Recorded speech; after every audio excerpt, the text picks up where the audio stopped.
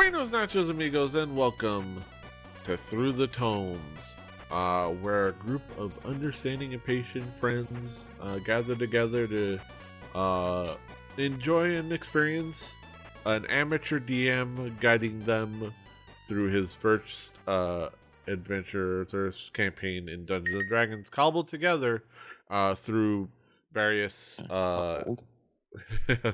various adventure modules and pre-built adventures, pre-written content.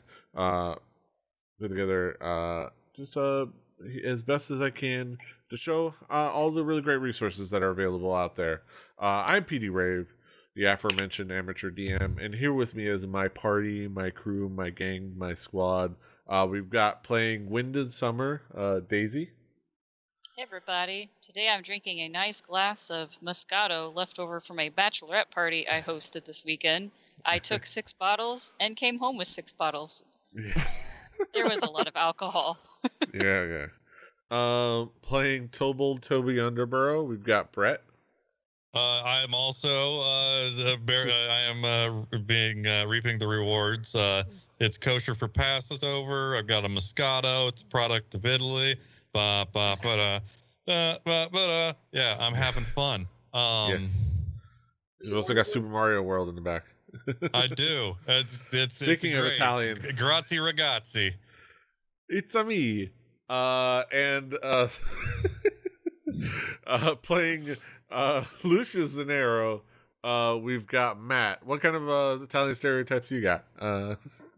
I got this lime Topo Chico that's been sitting on my desk since I think last night. Grazie ragazzi. But it's still bubbly because Topo is the best.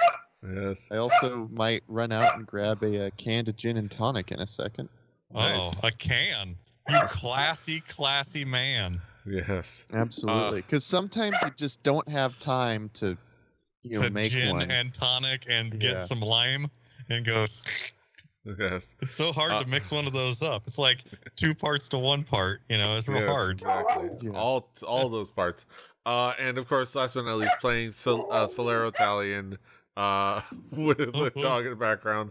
Drew. Loud dogs. I also just realized I don't think the correct mic is plugged in, so you probably are hearing me sound like crap. So I'm going to have to fix that on the fly here. Woof woof. Woof woof. All right. As he does that, we're here to play Dungeons and Dragons. We're here to endeavor on this adventure. I'm still drinking. Nothing exciting. I'm still drinking the Vasasur Mangolandia, which is it's okay. I can drink it. I got to finish them up. But I've also got I think I've shown it before, but the Sunchy Malta from the great Costco deal. It's just a 9 for like 24 of them, which is dope. But that aside, I've also got things printed out and like make sure I have my dice bag back there, so I've got things at the ready. But we're here to do the adventure, and I want to give a shout out. Of course, the adventure that we're doing is, as we talked about before, is called the Silver Tongue. I've got here printed out. The Silver Tongue, courtesy of Adventures Await Studios. Really cool adventure that you can kind of like plug into a lot of different campaign settings. And we're kind of doing that, going through that, and we're kind of adapting it to our little campaign. And it fits in really well. Okay, I'm sorry. I went out and grabbed a one of these gin and tonics, and I just have to give a quick review. It's not good. Okay, how does it not? It's a gin and tonic. It's G&J Greenall's pink grapefruit gin and tonic. And when I saw pink grapefruit gin and tonic, I'm like, when I make a gin and tonic, I really enjoy putting 2 or 3 dashes of grapefruit bitters in there. And so it's just a nice, bit of grapefruit. This, on the other hand, tastes like diet grapefruit soda. Nice. And that's it. Nice. But will it get you turned? It'll get you drunk. I might have to pour this out. I don't know. it's 6% alcohol by volume, so I Wow. don't think so. So it won't get you drunk. It's not. It's so bad. I have 3 more. You won't be. I mean, you could upgrade and get yourself a Zima at that rate. You won't get drunk. And I hear that, and I'm like, wow, okay. So like, Oh, You won't. It won't I get you can have one drunk. of You those won't and be not fucking feel fat drunk. girls at any time. I need And some you won't fight anybody. I was trying the Topo Chico. If anybody wonders where I'm going, it's to get a good drink. Yes. It's always worthy of doing. But yeah, we're here to do the adventure. We're kind of like to recap. The gang has been kind of like growing as adventurers. They've been doing a couple things in Port de Mali, kind of setting themselves up, doing some training, finding work, finding jobs, finding ways to help out in different ways. A couple of things they're getting ready to for an excursion out to up north in Port de Mali to kind of like do a little bit of a light bounty hunting, or at least investigating, finding clues and things like that. But before that they found out about somebody offering to meet up at a place and hand over some money. Curious as to what the situation was, at the very least, to crack down on somebody preying on people. I assume, and I don't think it was discussed, but at the very least, they, out of curiosity, they met up with the person. They found out it was a noble woman by the name of Mia Jastier. Who wanted the party to investigate what is going on with her husband Midrin Jastier, who's been acting oddly lately, very erratic behavior, very out of character behavior. Kind of like short tempered. Completely changed his staff over. Going out at night at all hours at night. They did a little bit of a sleuthing, a little bit of staking out. They tried to tail the guy. Didn't quite work out. Hell yeah, we did. But they did find out that he at least the people that might have been the people that ambushed them while they were staking it, while they were tailing him, were connected to a brothel out on the west end of Port de Mali, known as the Devil's Nook, through a pamphlet, and they It's got went a list over. of ebooks on it. Yes. They headed out over there fairly immediately after taking a short rest in an alley. So kind of like, just sitting out for a minute.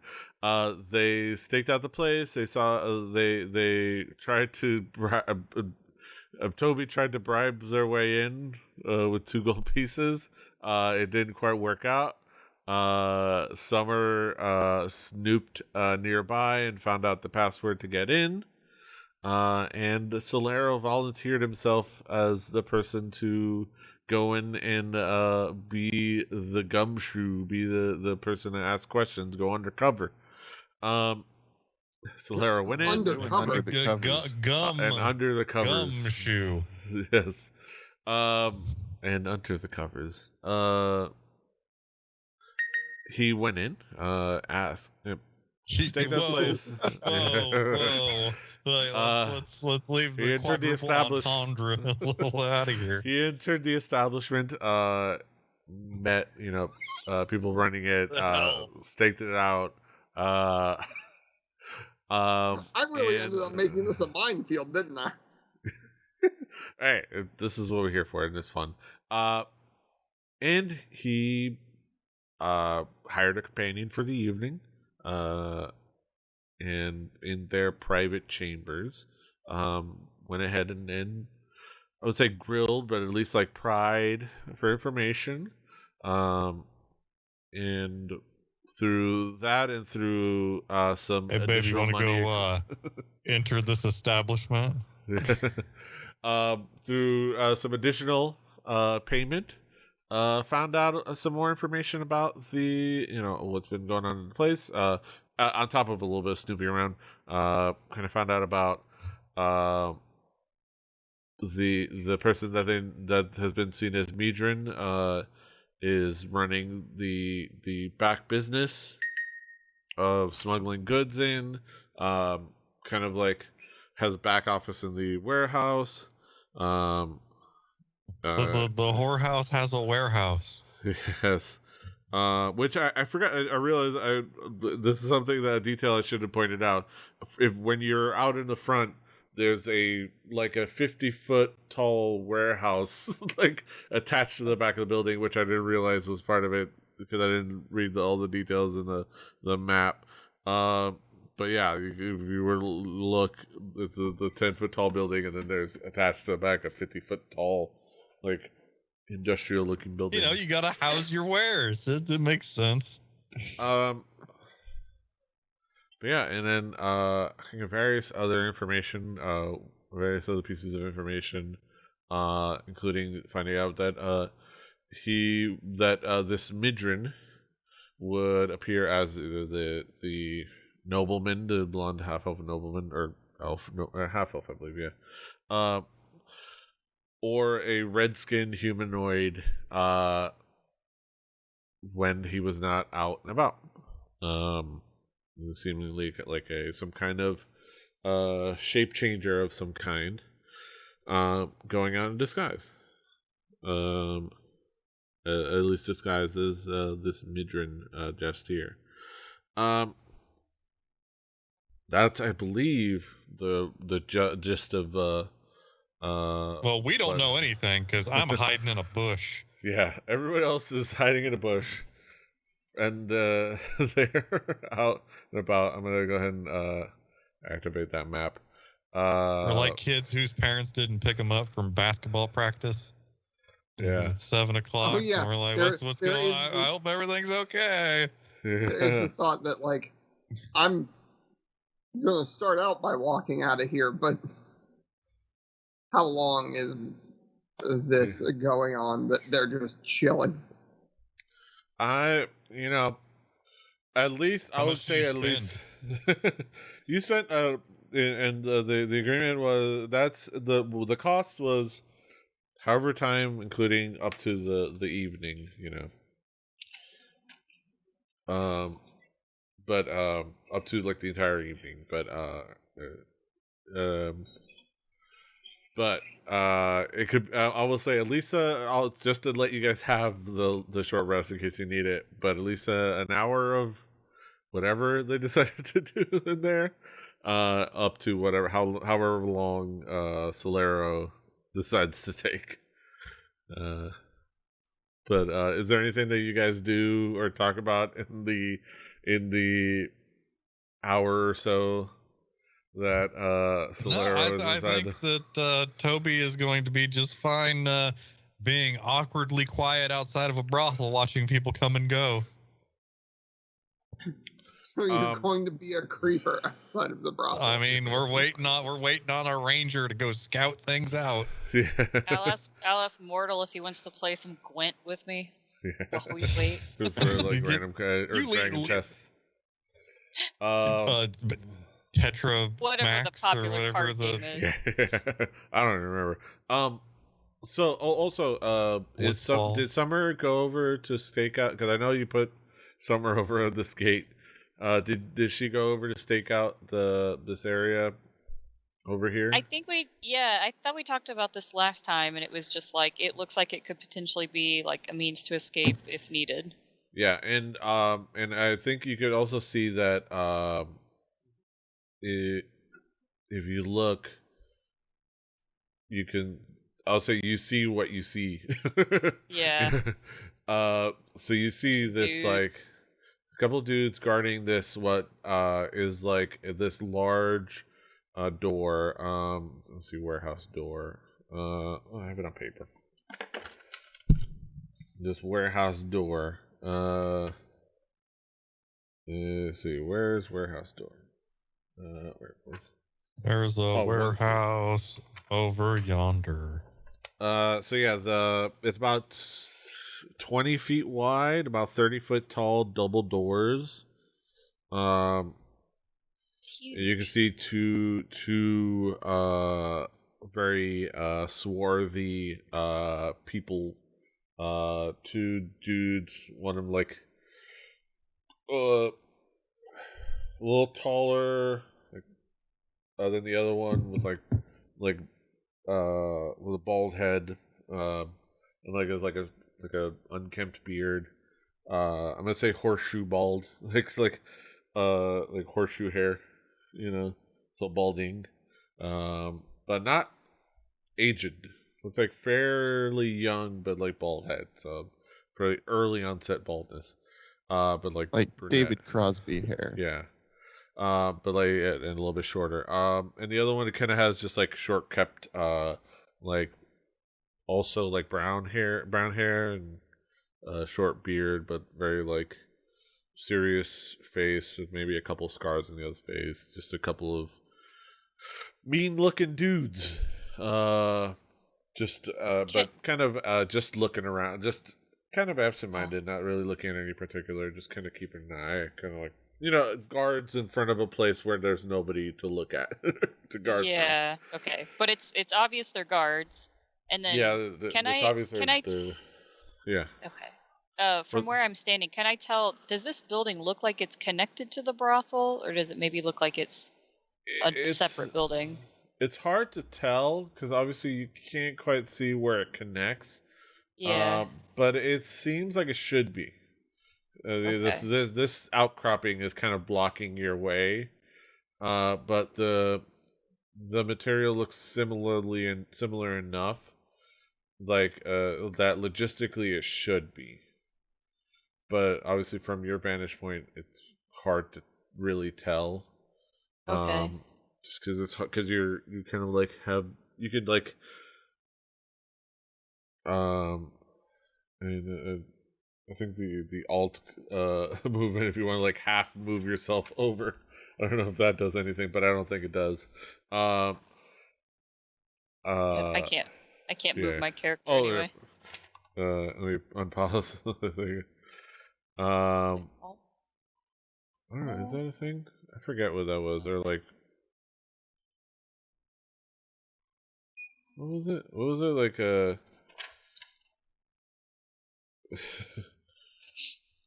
You don't want to do that. Okay. Or shift? I forget what it is. But it's like a control. Okay. Oh wait, no, that's... Both. Like kill the game.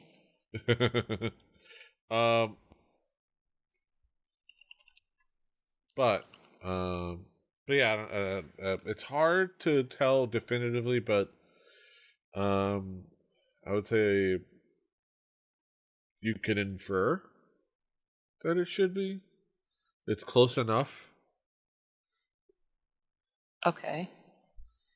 But it's at the very least at the very least it's obviously directly behind the building, and there's no fence in between it and the two properties. Okay. And you can see the walls surrounding, like it looks like it's one contiguous space with no separation in between the two. So. Okay. So it seems like one lot. Like it occupies the same lot, as it were. Okay. So.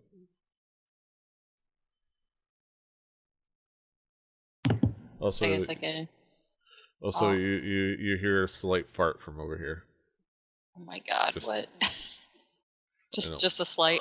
A slight and a little grunt. A slight and then. But that's neither here nor there.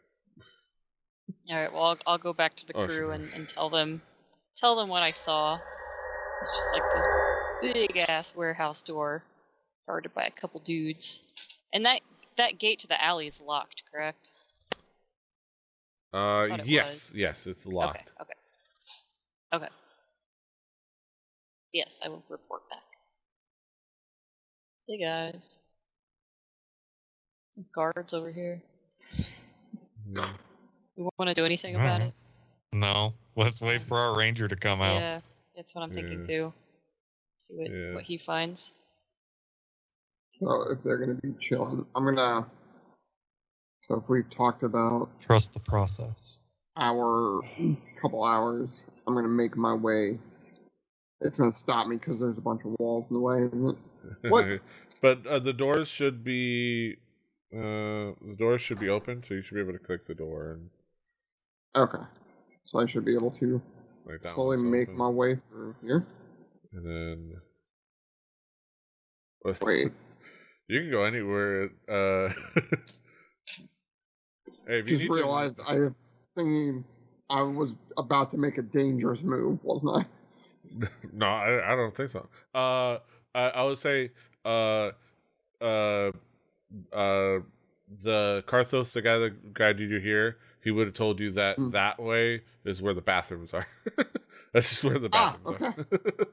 If you need to go to the bathroom, so if you need to have a postcoital pee, you gotta Postcoital deuce. Yeah. I'll say postcoital pee. So you kind of you do that because you gotta make sure that it's important. Everything's good. Shut up, right? Yeah. Okay, so I'm gonna come out this way, and I'll make my way to the alley. Oof.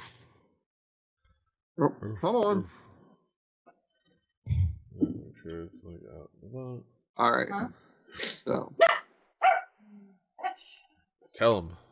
Big dog's gotta eat.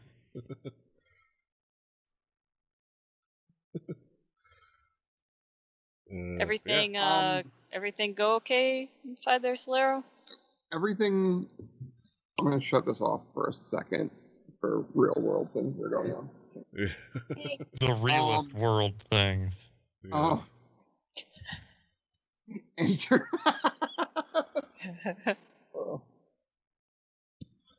Enter the Establishment is the name of my Motley Crue documentary. So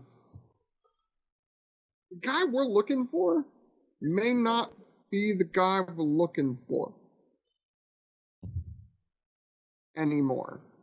So I try to explain to them that it seems like what we're looking at is that he may be leading a bit of a double life thanks to the things going on here, and sort of clue them in on the shape-shiftiness that I figured out. Yeah. And that we might need to figure out a bit more about this in our own ways. Yeah. Do we want to continue pursuing, or do we want to go back to the wife and say, nah, here's what we found out and that's it? I mean, we bring the information. Yeah. How dangerous does this seem, Solero? I mean, feel like we've gotten into more dangerous before. Okay. By choice?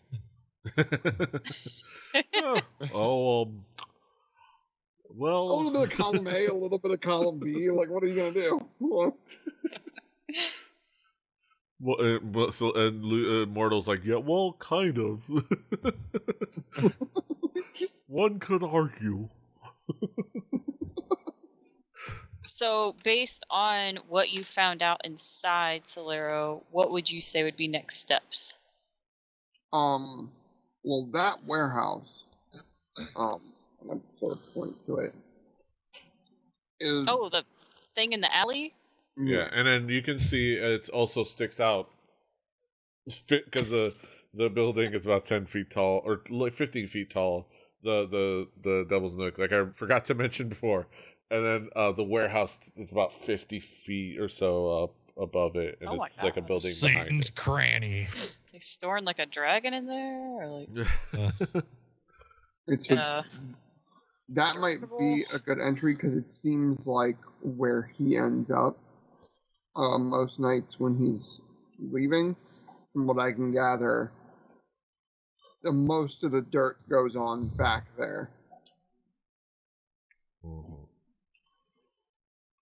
Okay. Okay, so We there's a might be gate able to over make our way here. around. Yeah. Yeah. There's a and gate then, over here. It's locked, but Yeah. There's a gate over that side. There's on this side. There's also a fence, identical height. I think it says like, let me get the details. The fence. The fence is about. They're both that gate and the walls are 15 feet high. Over here is a fence, a closed fence. They're 15 feet, and there's a bar like razor wire kind of up at the top. okay. If we try to scale this fence instead of breaking the lock open on the other side, there would be a I don't know. Like the guards probably wouldn't notice. We might be able to sneak around and take them out. But it also might be a bit more tricky to figure out how to scale this thing. Yeah. Does anyone We've done have really wire good with our cutters? stealth and our dexterity lately. Does someone have like melt metal for magic? Melt metal is Yeah. heat metal can't melt Something. steel beams. Okay. Yeah, if we could like at least like with the razor wire, like heat that up to a point where it just melted, that would be super cool. I don't know that heat metal gets to the where it's not create forge. It's Well, it should be. Mm. I mean, it takes a lot of heat to make iron turn to liquid. Yes. Yes. All right, squad. What are our options then? We wait for someone to open the door, and then we sneak in behind them. Not clobber somebody over the head. To do that. Or, you know, like shrug our way in. Carry a box and a clipboard and say, like, hey, I'm just trying to get I'm just trying to hit my numbers today. Like, just can you tell me where aisle 6, row B is? Yeah. Oh. I'm just trying to count inventory tonight. Come on. I wonder if there's another way to break a lock. A thought occurs to you from nowhere in particular. Okay. Why? I have to fix. Oh wait. Okay. Okay. I'm gonna cast Shatter. See, Yeah, Shatter, Thunder Wave. if you could put something like chop it. I'm imagining like putting something inside the lock that can then expand. I don't know if anybody has anything like that. I don't. I mean, I'm pretty sure Solero's refractory period is longer than that.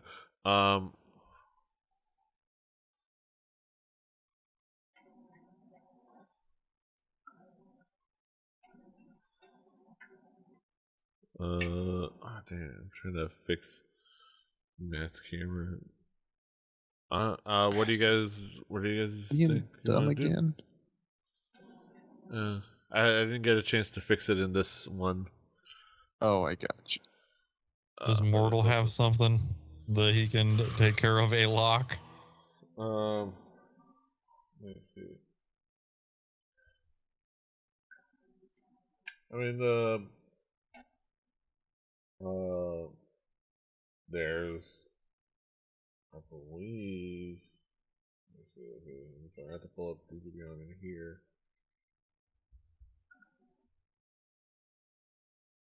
That's easier to do. Yeah. Along for the day where I can,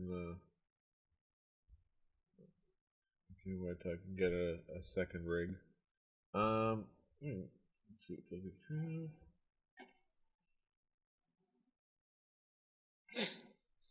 both Optimus Prime and the Pork Chop Express.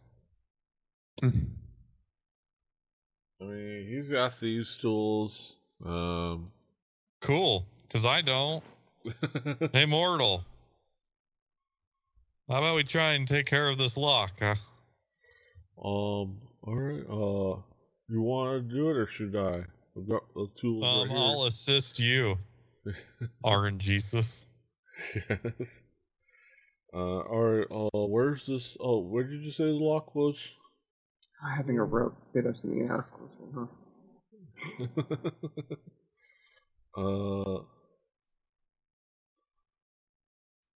You guys, the two of you can. I'll bring Mortal over. Is everybody coming over? I'm gonna offer Mortal support. I'll move you. Does he feel particularly inspired? Perhaps. I was going to save that in case dire? Of. Yeah, I mean, I can always give it a shot if he can't figure it out, and in that case, I may be inspired to motivate myself. Yeah. All right. Let me press the letter C. See if that works. It's the Mega Potion. It's the thing in Final Fantasy games that you get that you never use because you're like, oh, well, I'll need to use it later. But the time you actually want to use it is when you're, Phoenix down? No, my Mega Elixirs. Hostage down? Phoenix down is, I never use Phoenix Yes, down. Phoenix down. He's Ace Attorney. Okay. C's. Okay. Oh, down's like a feather. That's a classic moment. I'm gonna first sneeze. Bless you. Aaron sneezes. And then he will roll.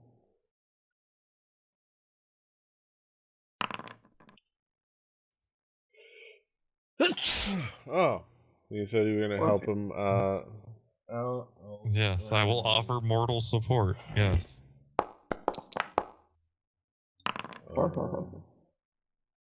Okay, so let's see.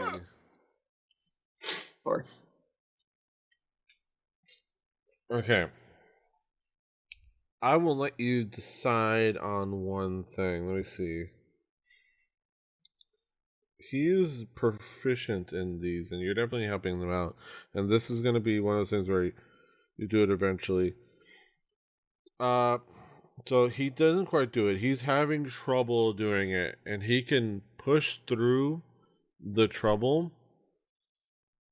in a risky manner, or kind of back off so that you guys don't do anything hasty. I'm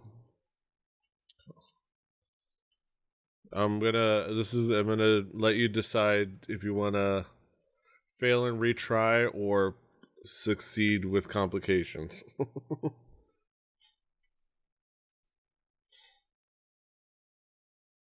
I'm always down for complications, but let's just go with it. Who's to say the next opportunity is going to be better or worse? Yeah. Like that. I think that I will take what I know now and not guess what's behind door number 2. Adventure awaits. Yes, that's We're right. Adventures await. We've gone in loud every time, whether we wanted to pick those lemons or not. Yeah. All right. All right. So, since the DC on that lock was an 18, however, so he's having trouble. You kind of push through and you help him out, and then like he's able to get past it, but like in the getting past that thing, he's rattling it a little loud, and then he eventually picks it and unlocks it, but definitely he made quite a bit of noise. And some noise. And these guys. Look at these guys. these guys over here, definitely you see them look around, you see them look over there, like, hey, this area's off limits.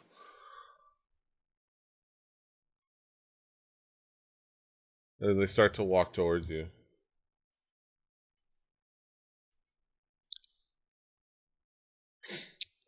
Or I'm actually, sorry, no. I didn't know I couldn't do that.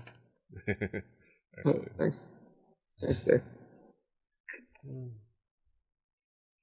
So which way are they coming from? They're coming from this end?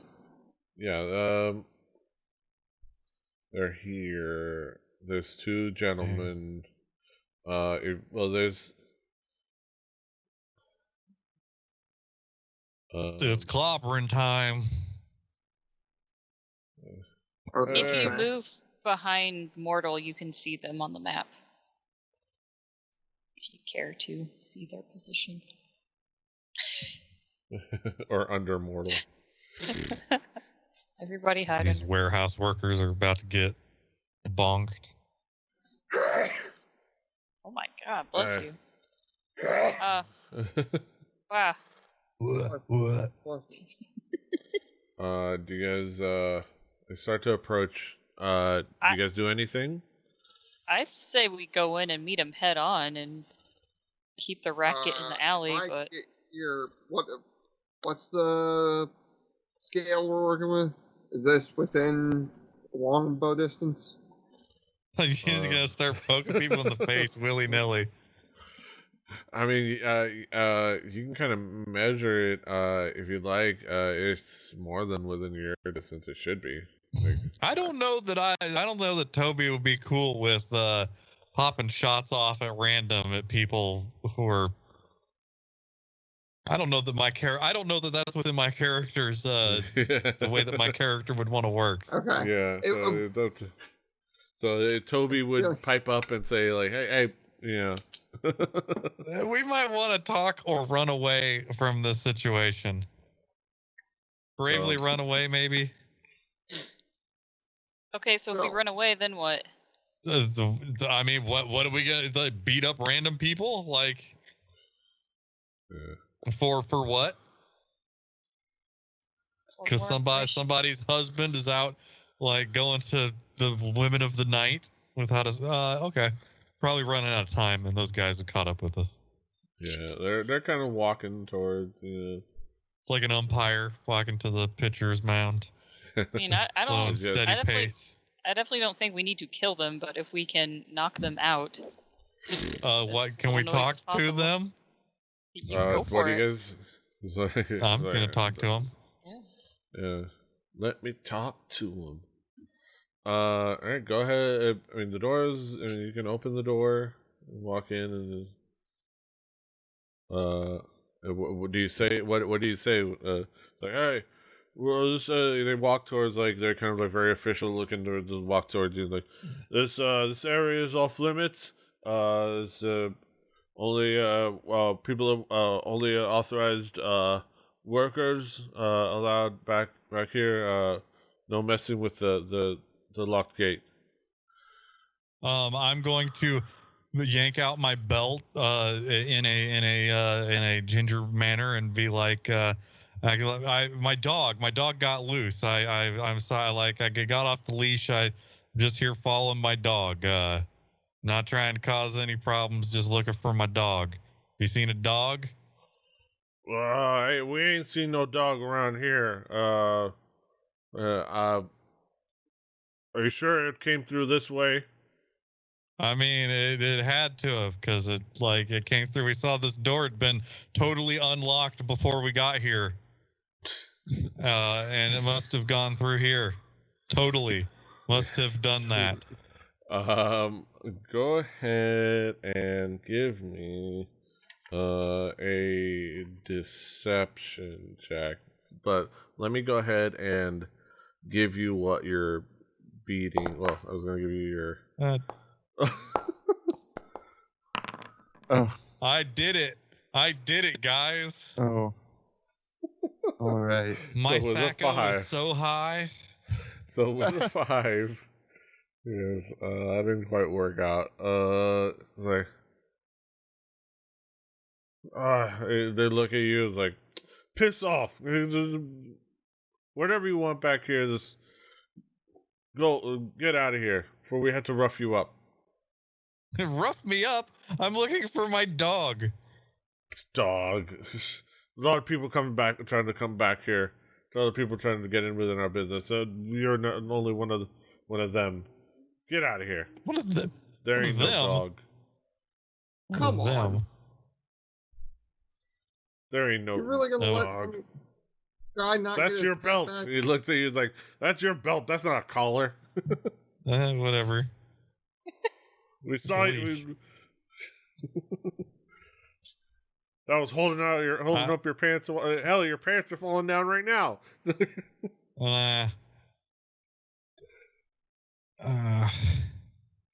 Well, shrug. I don't care about this lady's husband that much. I've already been almost dead within like hours of this. Like, I was just Mr. 5 hit points before Drew went into this this establishment. I tried.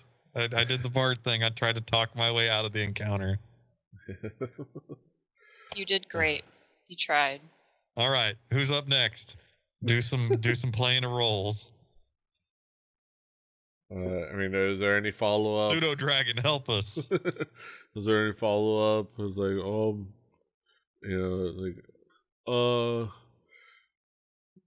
like more like, well, looking around, panicking, like talking that that's sort of his thing either.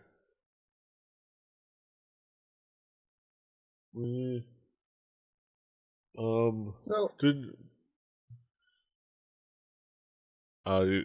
Solaire gonna say anything? Yeah. I'm trying to think. I was thinking out loud. But...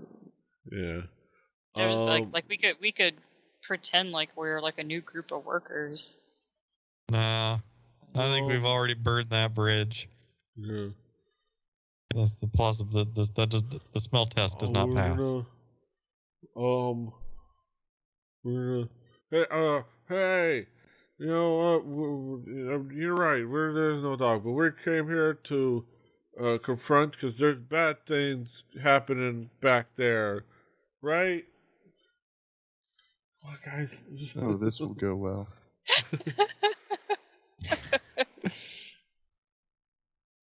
The thought occurs to you.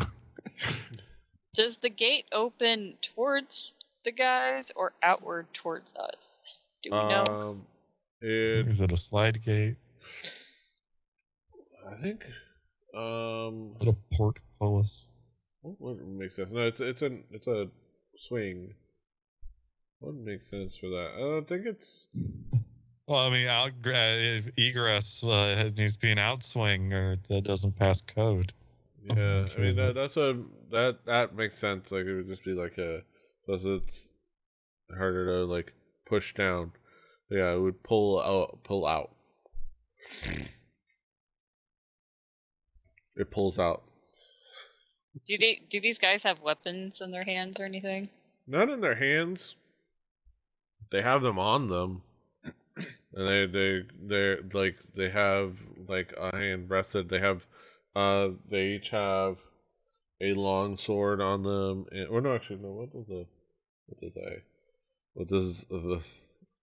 have a mace on them. Since it's easier just to use what the skill. No money, no problems. I mean, guys, I can just run in and start beating these dudes up. That would be a great idea. You want to try it? I was warned against poking pot shots. So. Well, she clobbers people with a bludgeoning device and will hit them. Hey, you will hit them with an arrow and they will end up dead. I mean, we can do this. We can try to scale that fence on the other side, or we can just report back to the wife and give her our lead. I don't. Yeah. I think this seems a whole lot like a crime. Like we haven't done crimes before. We are heroes of wizard and warriors. We are a band of goodens. We're here investigating crimes. So if we need to do we need to do, as everyone is technically whispering all this. It's like they're like looking at you guys like as you guys talk this out. The hell? But obviously you guys aren't acting threatening yet, so they're just cross-armed, just looking at you like somebody who refuses to leave an establishment. It's just like they're just cross-armed, like,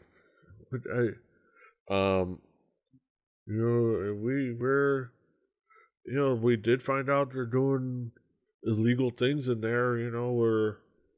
We're cracking down on crime. Mortal says.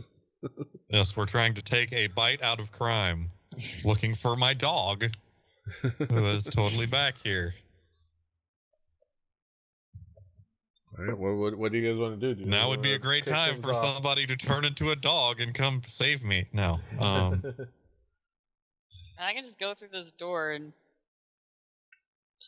No, maybe it wasn't a dog, guys. You're right. It wasn't a dog. I was looking for my cat. Yeah. Boink. Can I do it? Can I do it? Do it. Can I run in there? I can't. Open the door. I hit a wall. Open the door. Ow.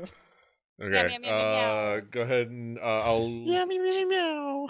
Oh, hey, it's a cat. Go ahead and if you're kicking things off, everyone roll for initiative. All you have is a movement. Yeah. There's no wait, combat. no, that's the wrong button. I made them disappear. Sorry. There is no action. There we go. So Wow. be sure to right-click yourself, your token, and click on the sword and shield thingy. Oh, thank you. And then everybody just. Do I And just then hit that should. that button? What is that? Ish. Oh. We had trouble getting through that gate. Mm-hmm. There's a lovely 5 here. How did I roll a 12.18? What? That's 12 point, and then your Plus 4. dexterity.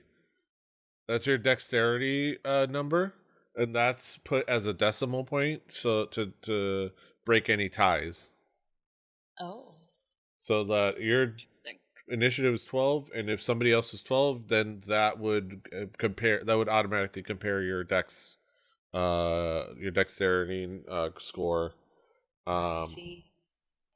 And break any ties.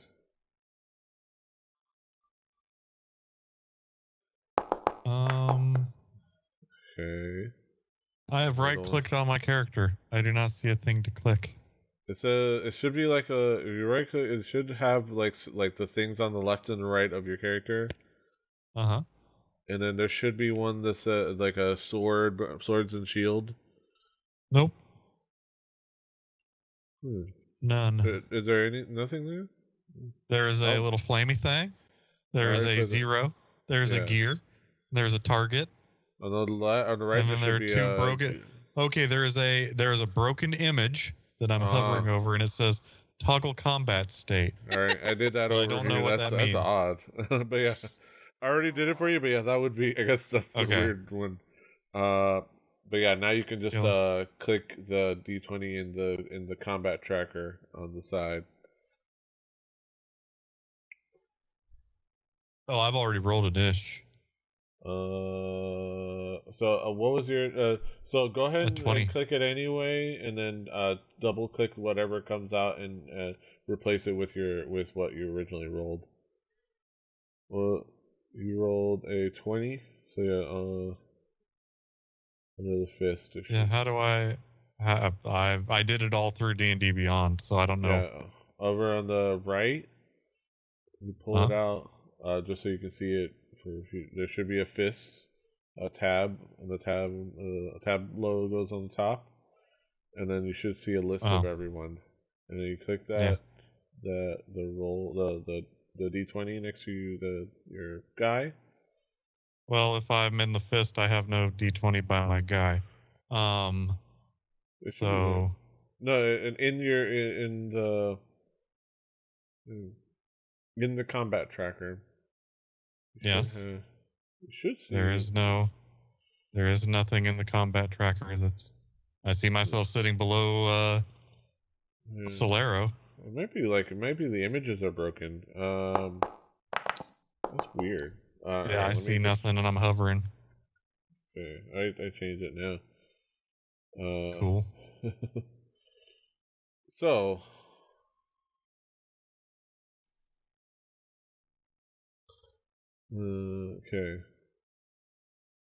Okay, just to begin. Alright, let me also have something from, let me see.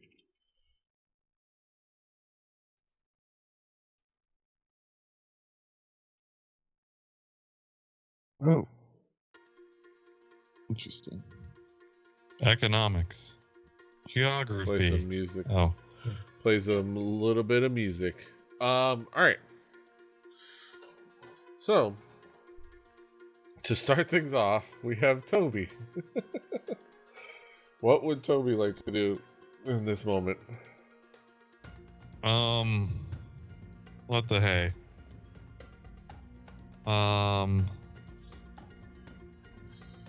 Actually. Oh, I was not expecting. Jeez. MIDI bagpipes. Uh-huh. Me neither. I'm here for it. Oh god, they're even out of tune, just like real bagpipes. The drones are. Uh-huh. Oh, damn it, get out of my way. Okay, sorry. Hang on just 1 second. Okay. I am going to cast Shatter. Shadooby-doo. Yeah. And I wanna cast it so you see dude closest? Yeah. 2 squares above guy who's closest. Okay. Okay, so just let me move some things. I'm like also changing layouts on the fly. Don't mind me. At 2 inches of, what was it, a spot beyond? Yes. 1 step it's going beyond? to be the square in front of the guy in the back. Okay. Okay. Okay, sorry. Oh, god dang it.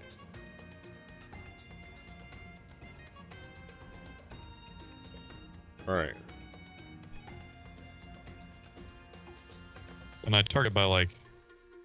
Okay, so Control shatter. click. So you just you can double right click or alt click, There we go.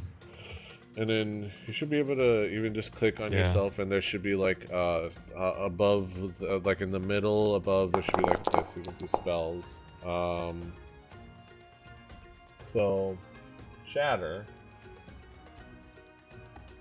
Okay, so it's a. How big is it? It is a 10-foot range. So, and you said here? Yeah.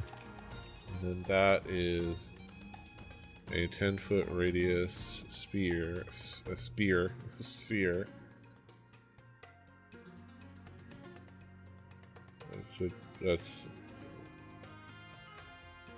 That's there, and then that means. Oh, dang it! No, not that. That means both of these mentalgen. And not our kitty. Not our kitty. They must make a Constitution saving throw. So Constitution. They're gonna make a Constitution saving throw. And then that is your spell DC, which is 13. 13. They both make it, which means they take half damage. Which I can do that. Apply half damage. So you this so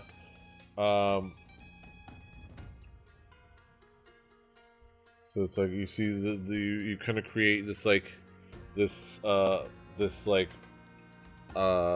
noise from like a sourceless noise in the middle there. It's just like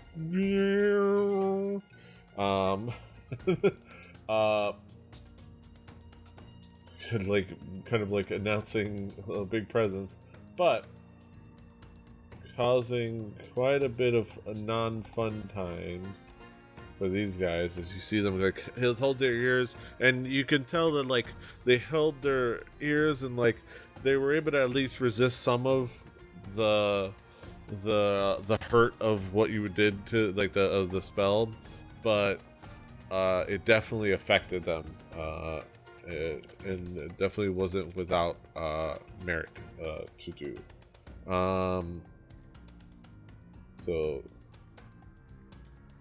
But yeah, they definitely resisted at least some of it. Yeah. What else would you like to do?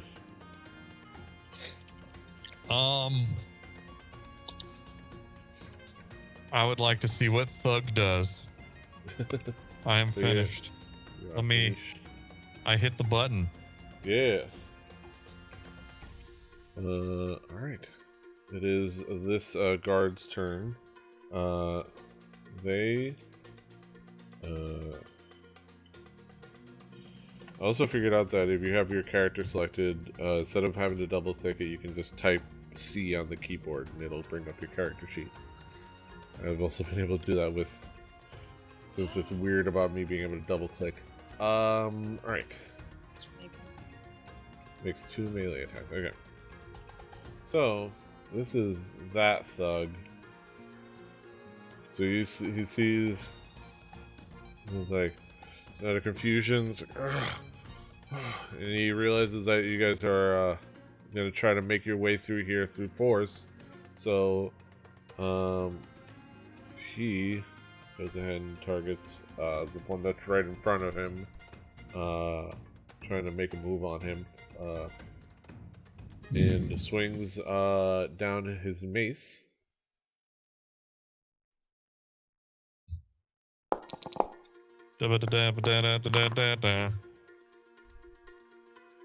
Sequencer canvas effect, play effect, could not play : modules. That's weird. I guess, yeah, the resources. That noise was going to be awesome. I guess something is up with like your connection to the resources. I don't know, or it could be the like cobbled together mess that is my my forge instance of Foundry. Hey, Petey. I want to use a reaction from my thwack staff because I'm getting hit by a melee attack, right? Yes, exactly. Okay, your AC is your AC is should be enough, right? Yeah, 16. So it's 22. It's gonna be tough, but it's possible. Did I just roll that? No, that was the damage. Something rolled that. Okay, well, it was weird because I'm using the little utility bar at the top, and I'm like, I go into inventory and it says stack that. Yeah, because that's the quick. Off. You click it, and that gives you like the quick thing. Yeah, because I think so you did not mean to roll that. No. Well, no. The thing is, it's like it says use 1 charge to add 1d6 to my AC, so that's why I clicked it from the inventory, thinking I just clicked that and it rolls the d6 for me, which technically it did, but it said it was attack, so I'm like, I don't. Go ahead and roll a d6 now. D6. Because there's added a whole number to it, and just roll a d6. Yeah. Okay, so it is added. It is added 2 to my AC. And your AC is. 16, press C. Right? Oh, okay. Yeah. So now it's 18. Okay, and then he rolled a 22 to hit. Okay. Yeah. Well, I tried. He could. It was a possibility, I think, or if you had rolled a 6, you would only be able to match. Which, oh wait, match, yeah.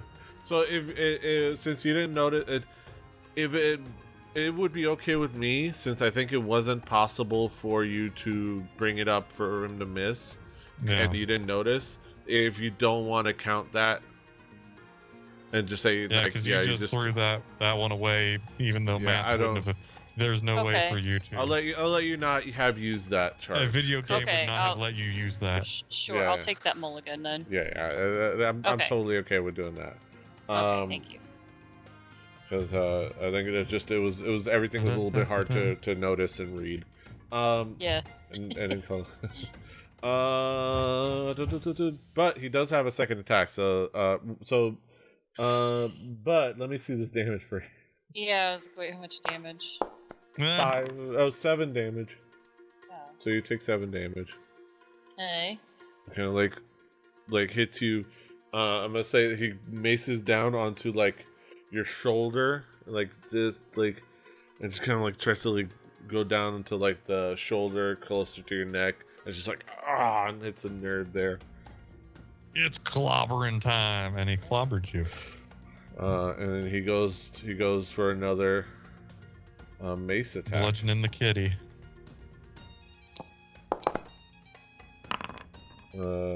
He rolls an 18. Regular white 800 by 600. Okay. If you wanted to, am I the only one that gets to see that? Let's give it a shot. Oh my god! Come on. Oh my god. That's not fair. Hey, I tried. At least I have the option. You get a beat. I'm sorry about that. I was hoping that because I was hoping that would succeed because like the Thwackstaff thing is cool and I like seeing when you get to use it. I feel like I rarely get to use that, so that's fine. That's a bummer. We'll get him next time. Honestly, hopefully it doesn't roll that much damage. It's only a d6, and like. Yeah, it's just. Just max damage.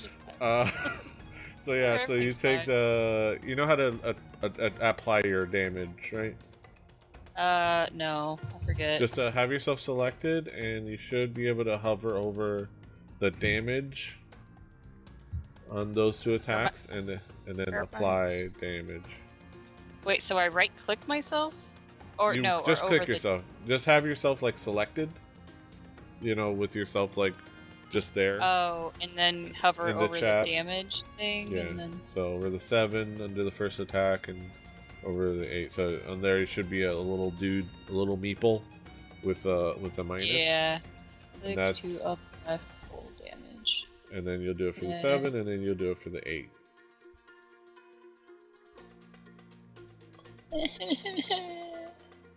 Okay. I clicked the button, but hopefully it worked. Yeah, it applied. I can see it. You're definitely hurt. Cool. Definitely. And he kind of he hits you, and then he comes back up, and it kind of hits you in the side of this, like the rib. This is and it just you could feel something maybe start to stress bone wise. Not quite a fracture yet, but it's getting there. Be laid up for 6 weeks. But I don't know what pack tactics is. Okay, that's not an issue. Not right now. Okay. All right, but luckily that's all that it's gonna do for its turn. And hopefully my rolls are better this time around. For your attacks. So you do have multiple attacks, then you are a monk. Whack him. That was shit. And let's see here. Let's see, what was the first roll? Let me double check just to make sure. Because these are not. Oh, hits the thug. Yeah, it does hit. Did you targeted the thug, right? Yeah. So yeah, and you can even see in the chat it says hits thug. Oh, there we go. Okay. So in case you, Still but getting yeah. used to this. Yeah, so 12, you just hit him. Like, Take it. Oh, they're fly bludgeoning damage. So he's like, he's still ringing, and like, he got those hits on you, but he's still like kind of like rubbing at his temple. So you kind of like come at him with the staff, and you crack him in the side. It's like, give him that receipt for the one you got on you. I'm gonna unleash a flurry of blows because I use my reaction to try to miss his attack. So I get one more. You still have your second attack, right? You still have your second like attack. Oh wait, yeah, and then do I get a bonus attack or a reaction attack? You have no. The reaction is something separate. I mean, you don't have your. You don't have it, but with your extra attack, you have 2 attacks on as your action, and then your flurry of blows is your bonus action or your regular bonus action attack. So if you wanted to just give him another Flagstaff attack. Yeah, I will do that. You do dope monk shit. Okay, there we go. I got a good roll. You're just like, oh, this definitely hit. So there we go. That's what I'm talking about. Yeah.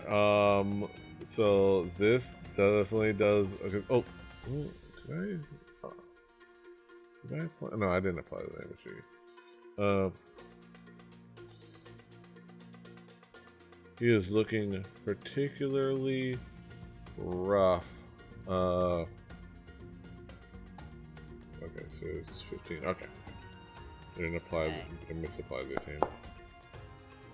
Alright, well I tried flurry of blows and I missed, so. It's like, you kind of like, you come for the kick and he's so thrown aback by like your attacks that he just kind of stumbles back. It's kind of a weird happenstance that the attacks make him kind of wobble back just enough so that when your kick, like when you're like your first kick, I think flurry of blows gives you 2. Your first unarmed strike kind of like just comes up short because he wobbles too far back. He inadvertently hit you with some drunken master style, but out of pain. Alright, so I'm gonna go in for that final attack then. Yeah. Yes. If that hits. Alright. Take it. Let's see. Like 6 more. He is. It's like. Doesn't know what hit him. It hits him. It's like. He's looking at you like you punch him in the like you clobber him and like elbow him in the face, and it's like his eye is all closed up and swollen, and he's looking at you like a fighter that ought to retire, like just wobbling. Gosh. He's like he looks like he's 10 rounds deep, and not doing well. All right, I'm gonna hand it over to Mortal. The referee needs to call this fight. Oh, it's like the movie City for Conquest. Yeah. Yes. Or what does Immortal have? I'm gonna walk in. Over here. He's gonna target the guy.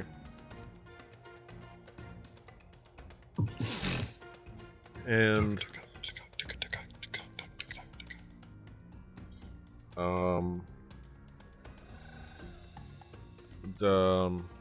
I like the bells and the brushes along with the hand percussion, and then like the marching band drums that show up every now and then. Did you hear the very quiet like Xena war cry? Yeah. That was pretty good. The triangle really gets me. Yeah. So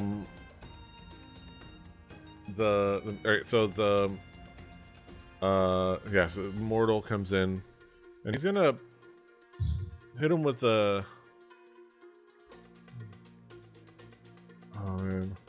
he's just gonna clock him in the face. Punch him with his turtle fist. And he hits his thug. And just like, and I think that's enough. If I'm being honest. Time to kick shell. Yeah, he knocks him out. He knocks him out. Then he reads what you were were planning, and he figures out that you guys were going for just trying to knock these dudes out like Batman. So he is unconscious.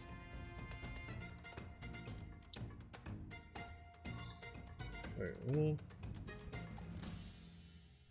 is this guy? Oh yeah, no, he took shatter damage. That's why. I was wondering why he got. Shadoobie. That's how much movement does Mortal have? It's 30. So 1, 5, 10, 15, 20, 25, 30. Okay.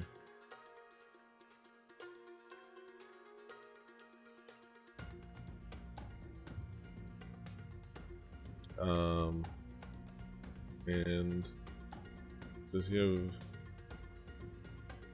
But aside from that, let's see. That was his action, and that was his movement. He doesn't have an extra attack.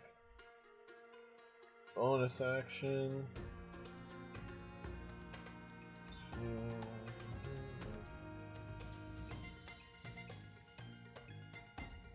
Alright, before he goes over there and, like, gets in this guy's face,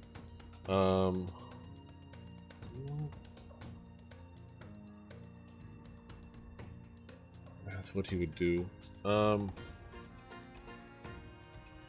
Is he's going to, on his way, just do a quick, healing word on Summer. Because he can't let...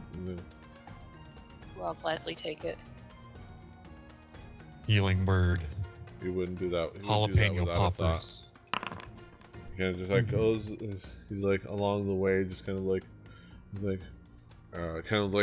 he does it with this alchemy kit. So he kind of just like has like, just like sprays a little like from a spray bottle, just like a perfume, like an alchemical perfume. Nice. And just like kind of like it washes over you, with like a toilet water. Yeah. Nice. Do I just click the little heart on here to apply? Yeah, it should be. As long as you have yourself selected. Yeah, there you go. Oh, I think I did then. Yeah, you definitely did it. Okay, cool. I just want to make sure you didn't do it at the same time. Cool. Yeah. Thanks, Mortal. Yeah, and then he follows up. He runs by. He runs by you in his somehow just as fast as anybody else, but looks like he should be slower. He kind of like, but he lumbers, but he takes big strides. Like, so it's like he gets there. It just looks every step has awkward. an extra syllable. Yeah, like, but yeah, that is it for Mortal's turn. Just a quick knockout punch and a healing spell. This thug is gonna try to mace the turtle. Face the turtle. Gonna hit him with his mace. Gonna try to hit him with his mace. Yep, he totally did. Look at him go. Oh my we god. call that a critical F up. Yeah. He's like, I'm gonna say, you know what? He critically hits him in his shell in just the wrong hard spot. That just like reverberates in his body, and he's already like ringing from his shell. Like He hit the worst frequency. Yeah. He's like, so he's gonna do his next attack with disadvantage. Because I said so. I say he got off light. Yeah. Because if I were thug. And he misses. He's like, so he's just like there. It's just not working.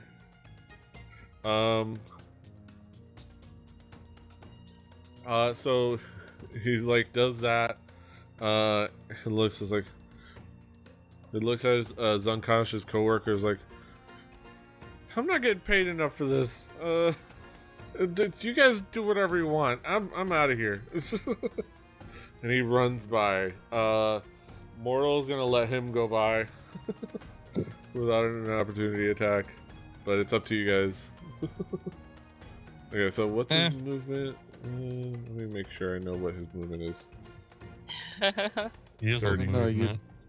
You don't want him warning anybody. Yeah.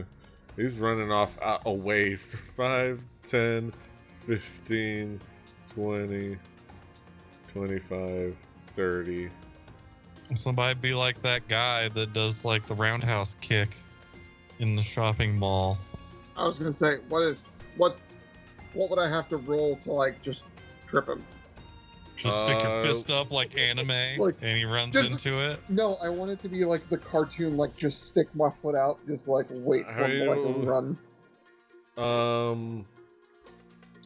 You could. It could be like an opportunity. He will run within combat range of you and then leave. That'll be the athletics the next or acrobatics, maybe. Yeah, it would be I would say a contested acrobatics, an athletics versus acrobatics, or contested acrobatics, something like that. I don't think it happens now because that's all for his movement.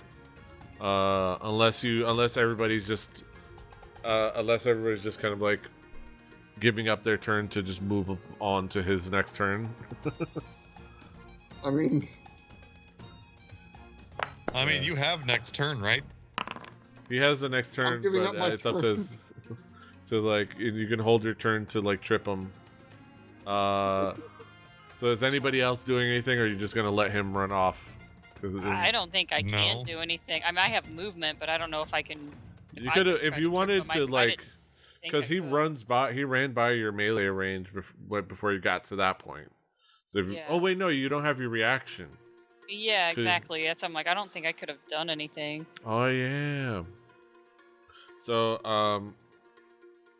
yeah, he's gonna. But I can always chase him down if it doesn't work on the next. Yeah.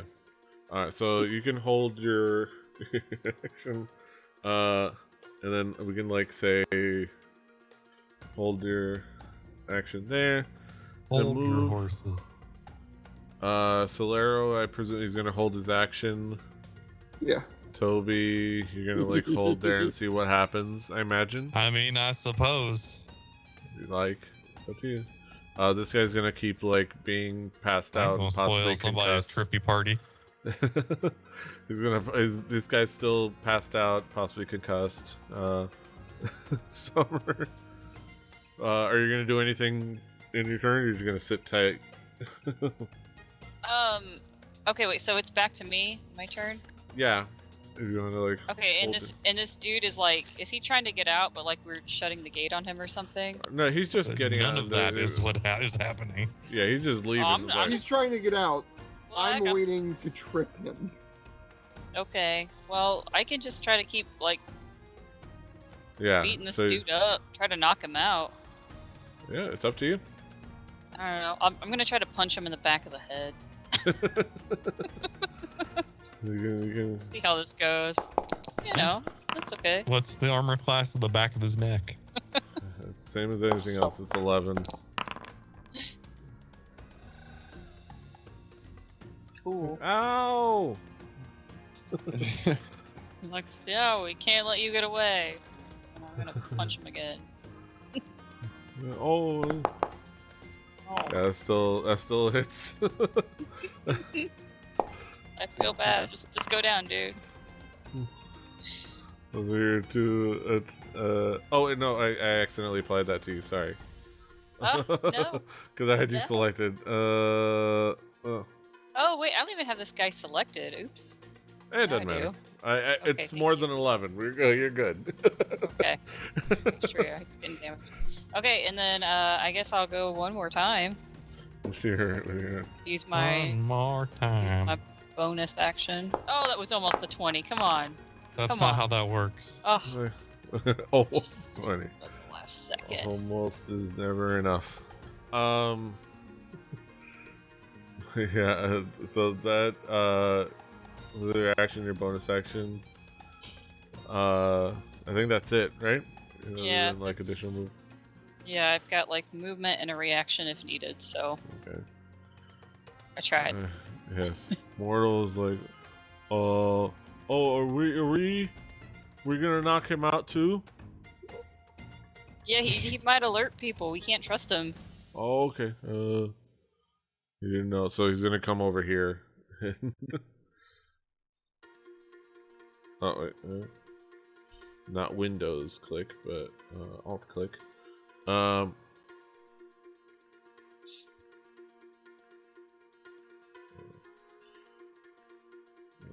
a member of the Windows click.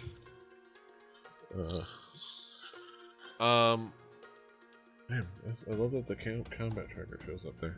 I'm a member of the tactile click with a hard bump. Eh.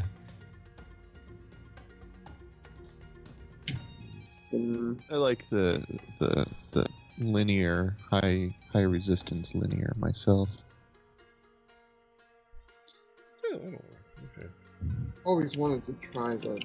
Everyone raves about those holy candles. I'm never trying. Oh, okay, there you go. Alright, so he's going to do like he did last time. He's not going to use his claws. He's going to close his fist and punch him.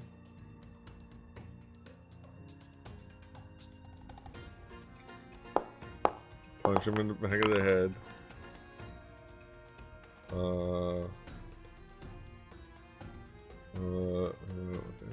Damage. Boot to the head. Boop. Right. Boom. Thunk him on the head. Hit him with your turtle toes.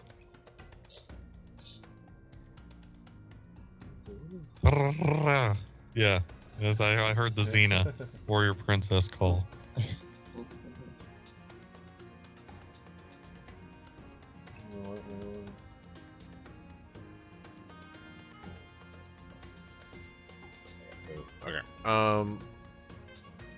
That is it for his action. And he doesn't really have much to do in his bonus action. Not really needing to cast Sanctuary on anybody. So, this thug, he moves on. And then, so yeah, I'm gonna count that I'll say, yeah, the contested acrobatics check with the held turn from Solera, which was what you rolled a 20, right? I think I rolled. What was it? Yeah, a 20. Yeah, 14 plus 6. 20. Let's see his.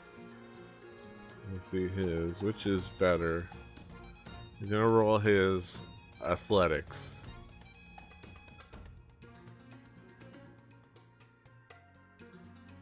Yeah, I'll let him roll his athletics. Everybody loves the athletics.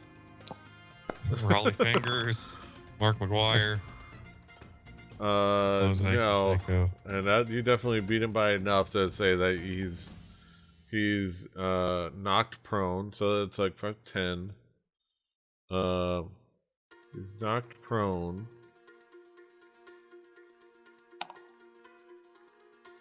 Where's prone? Well, let me see. And then he has how much movement? He's knocked prone, so he uses 15 feet of his movement, half his movement to get up. And then now so he's 5-10. So he only has 5 more movement to like run this way. Like so you hold out your leg, you knock him over flat on his face. He eats shit. like props himself back up and starts running away again. I don't know anyone. Like he just starts running away. You should have thought about that sooner. Yelling, you don't come back. Shake my fist and you get you. That was a joke. Oh, why are my joke rolls always decent? Yeah. He's already intimidated. Something important. It's already bad. Solero's turn.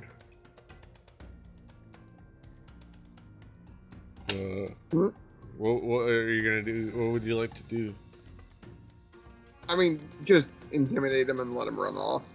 Okay. I don't want to. Okay, and that's it for your turn. Toby. Yeah.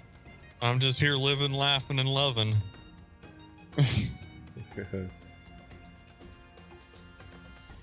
So I mean has dude run away? He's in the process. Those movement. He's definitely running off this direction, away from this establishment. Okay, well, I'm gonna. Am I targeting him? Let me double right click. I'm gonna call him a wanker viciously. Yeah. And I did 8 damage of vicious mockery. Oh, God. God damn it. That is a magic amount of magic type of damage. And that applies to his brain and seeps into him, and it's like, wanker.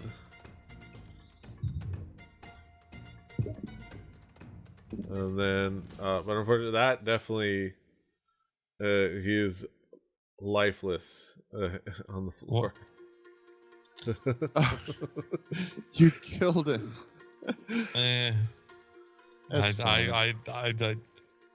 It was unintentional killing.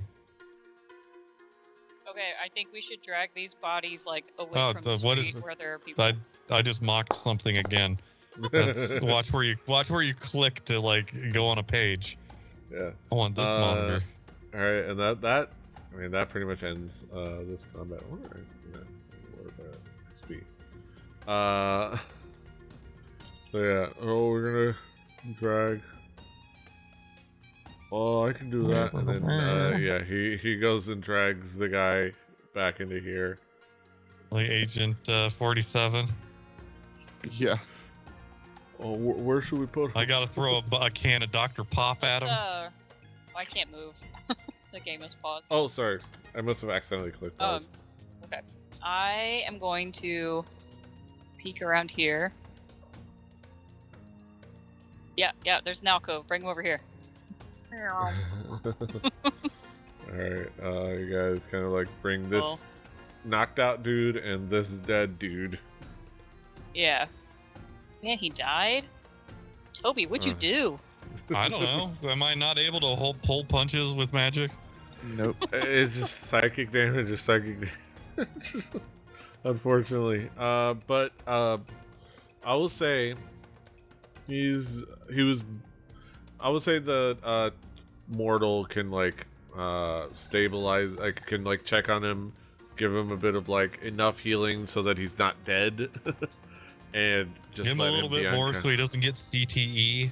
Yeah, so he can be unconscious. Luckily, he is good enough at medicine that he can do that as much. So, is that the type of brain damage where like years down the road people go crazy and like kill their families? Yes. Yeah. Okay.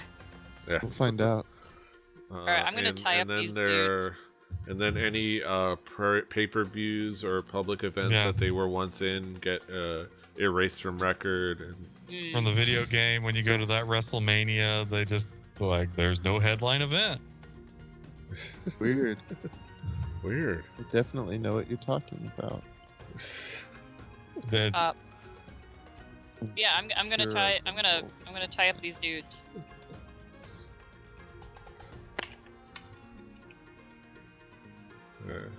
Yeah, those. I don't know. That seems like, I don't know. Does that seem like a good idea, gang? Should we like gag them or something, or just like leave them? I think we're good. They're knocked out. Let's move on. And let's put these people in the same place that we put that horse that we bought that one time in the past. In the past. That's right. Okay, yeah, cool. So you guys can move yourselves in there if you'd like. I'm gonna keep just like scouting some perimeter here. Okay. Yeah, as you kind of explore out here, you see some stables. Oh. You kind of hear some horses like rustling around. More for that horse. Yes. It's like, and there's an open stable all the way at the end. Oh. Anything interesting in there? If you run around in there, it's so like you see it's like horses. You see 3 of them contain horses. There's like an opening, so you can see like 3 horses. Like you can see into the other ones. They're just they'd have to, like you can see there's a horse in each stable. But like the doors are closed. But in there it's mostly empty. If you search around, you'll find a particularly pristine looking pitchfork. Alright. Oh, we're gonna muck some stalls, guys. Yeah, it has I would say it looks a little bit more pristine than the fact that it's in a used state. That like it's been used and there's some stains, but it looks a little bit more pristine. Like there may be some kind of magical trait. Fucking pitchfork? You can certainly try to identify it. The hay poker. I wanna look at this hay poker. All right. Well, I'm gonna take it and I'm gonna bring it out of the stall.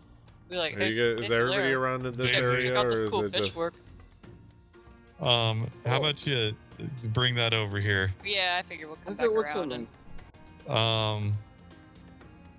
Because I do have identify. I can find some stuff out. Toby, where are you? Get up here with us. Sorry. Let me... Get over here on the alley.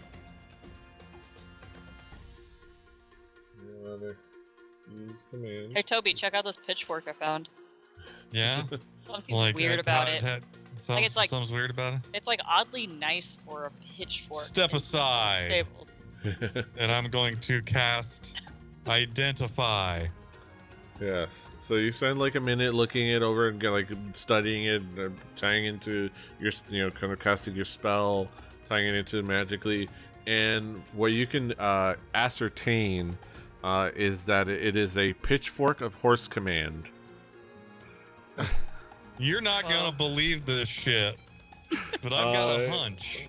I've got a pretty good idea. It's a pitchfork of horse command. It's basically, if you've ever seen the trident of fish command, it's that, but instead of fish, it's horse. And it's only horses. It's amazing. Yeah, like it doesn't work with mules or donkeys, zebras. I mean, you can certainly try, but no, it seems that it's primarily for horses. Zorses. Zebras. Cool. Is it also a weapon? It's a magical weapon as well? Yeah. You can like stab a demon and it does damage. It has all the traits. It's a trident, essentially. I mean, it's a pitchfork, but it has the strength and usability of a trident, like that. It has 3 charges. While you carry, you can use an action to expend 1 charge to cast Dominate Horse. You dominate beasts, but on a horse.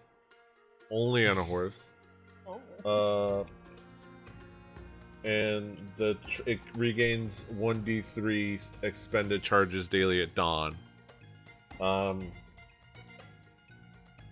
If you are proficient with tridents, you can add your proficiency bonus to the attack roll. So it's because basically it's a trident. It has all the same attributes as well. It has control, command. combat. It can be thrown. It's a versatile weapon. Yeah, it can be thrown. Dun-dun-dun-dun. All right. Well, seeing that Wind and Summer, you have the closest thing to a trident. You have a no-dent thwack staff. Here, have this long pokey thing. Okay. Yeah. This thing that's twice my body length. Is a trident like a simple weapon? It is a martial weapon, I believe. It is a versatile weapon. Oh. So I think that means, or I think that just means that it's a trident. It's a trident at 4. It is a martial melee weapon. Not proficient in those.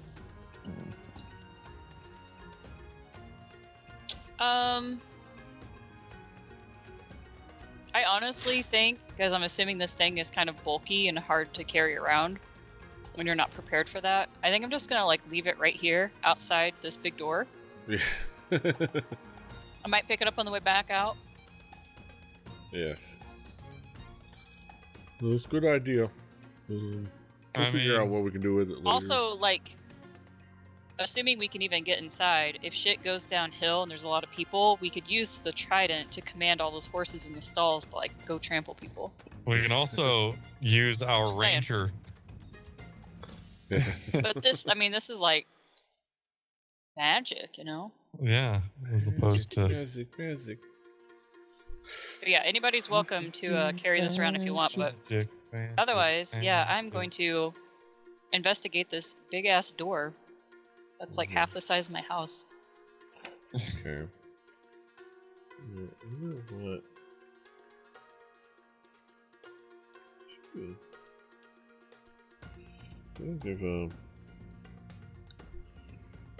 Unless otherwise stated.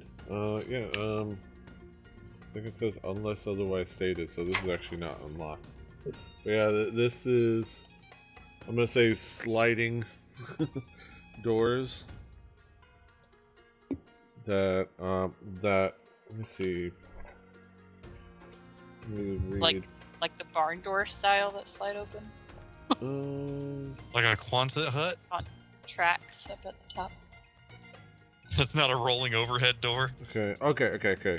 It stands about 20 foot wide, 30 foot tall. It says if anyone enters the gate, veterans gives them one warning in the area. Okay. The door itself is massive and cannot be opened from the outside. That's why I locked it. I remember. You find that it's a really trouble. But you guys can look around, and there's a smaller door embedded into the larger one. Doors on doors. That can be picked. That seems to be locked. Mortal. Like, oh, okay. Let me give you a hand. Get on over here. Help me take a look at this. Let's see, inventory. These tools. I'm not. Ooh, ooh,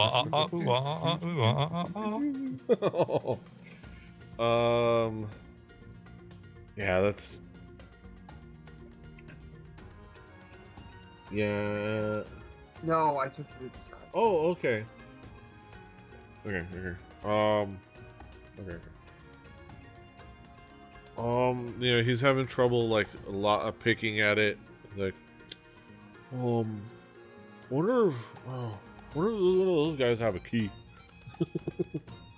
Oh, shoot, yeah. I can't get in here. I'm checking. Yeah, you find... Checking. Whichever one you find, check first. You find a key like a few keys, but one of them that like a ring of keys and things like that. But you figure one of them will open this lock. Okay. Do I find anything else interesting on these guys? Like just their mace or shield, their very basic armor. They're very basic armor. That's good. You have some spare change. I'll leave that with them. I'll be nice. They got some money if anyone wants to take it, but I'm sure they have families they're providing for. Maybe they didn't know they're working for bad people. Maybe they did. I don't know, but yeah, we'll have that. We'll recreate that scene from Clerks. We're talking about they have the Death Star argument. When the guy comes in. Oh god. It's like, I worked for a guy. You know the job you signed up for. That was a great scene. yeah, so I'm gonna give the key to whoever's in front of the door. Mortal, maybe? Yeah. Alright, okay. And then he's like... Or like Dordle. He takes the keys, he finds the one that makes sense, and he unlocks the door. Right. He goes, open the door. Oh, I was helping him out. Unlocking that door with a key. Yeah. Here's the I'm telling trouble. you guys, let's use that pitchfork. Cause some damn chaos. Horse crimes. Just an we idea. can do horse crimes. Just an idea. Have you ever seen what a horse can do when you let one loose? So you guys, if you guys want to, you can like you take a peek through the door. Yes. And then you see that there's horse shit everywhere. There's boxes everywhere. Take a look. It's about the massive room. It contains numerous crates along with like a horse-drawn carriage. The large double doors that you're standing in front of. Small door there. I don't know that you can see a door, but there's a wall that kind of lines up. There's your vantage point probably doesn't allow for. My vantage point allows me to see a door. Like a door up top. Let me.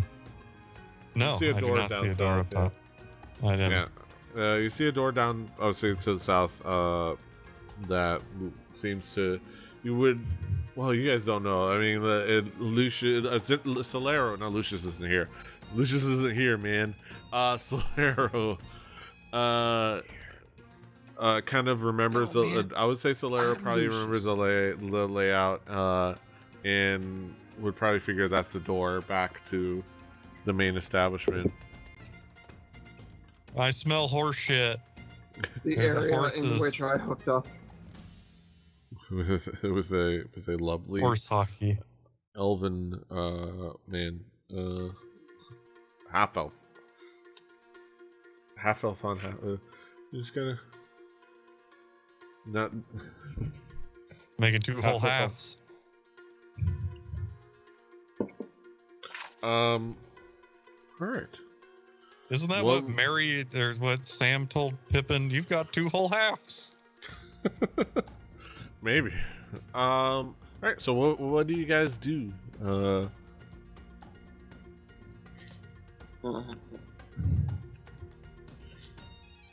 Talk. We talked this over.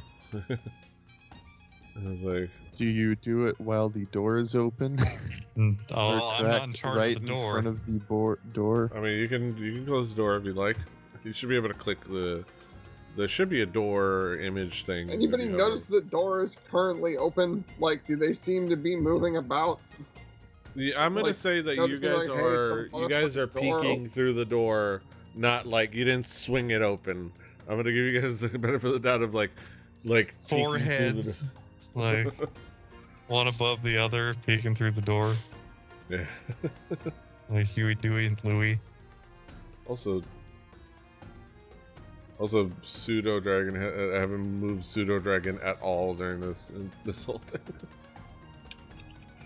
Okay, and so we're here looking for Pseudo dragons hovering Midrin. nearby. That's the whole purpose of this, right? We're looking for Midrin. At least. Or Solaire, did you learn something that leads you to believe, like, does he look different than we're expecting, or? He could. That's the trouble. Yeah, somebody that is either or is impersonating Midrin, and I mean, if you were to tie that together with the sudden change of behavior and the fact that the sudden change of behavior and the fact that he said that he's only been running this place recently and shown up recently as Midrin.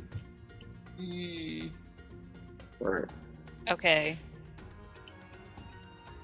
So maybe it's like a Mad Eye Moody situation where he's like hidden in a chest. He's Scabbers. The real one. Yeah. Wait, that's not how that worked. Yeah.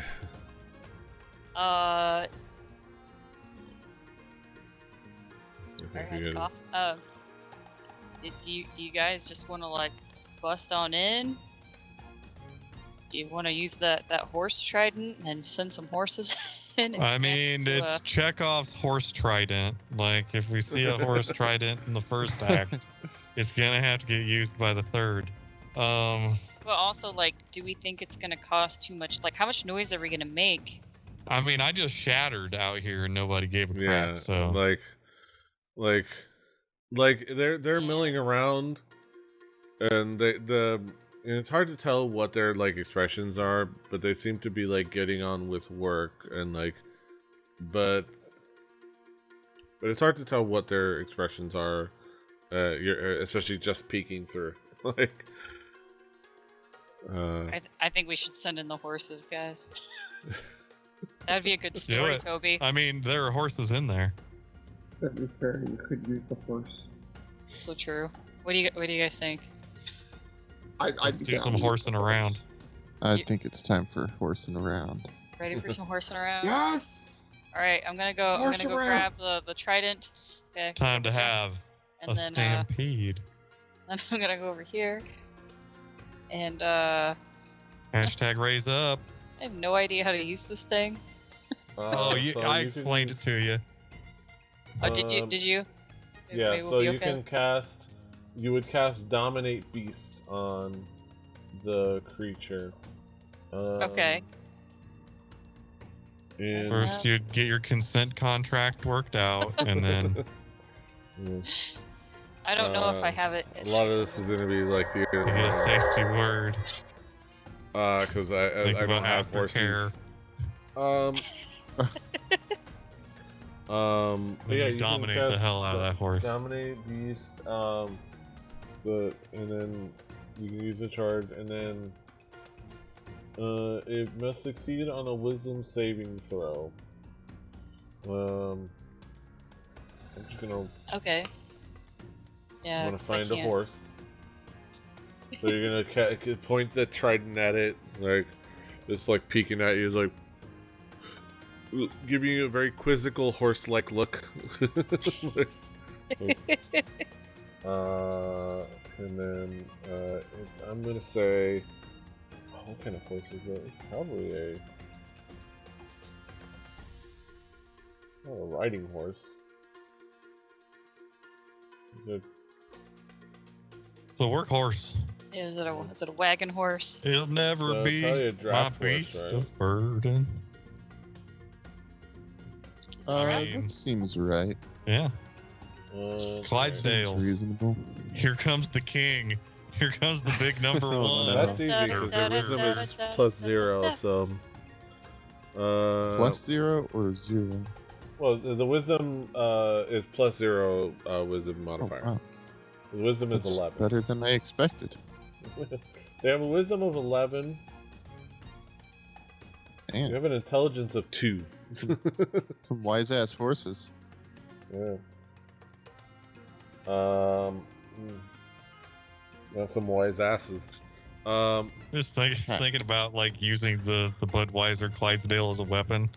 You got Barley the Dalmatian there, like as like a secondary Salacious Crumb. Gonna be a good time. So it rolls an 8. How much damage like enough 10 Clydesdales would do? because it's a save DC of 15. So you can definitely see that it is okay, dominate beast. It's charmed by you. You have a telepathic link with it. As long as the two of you are on the same plane of existence.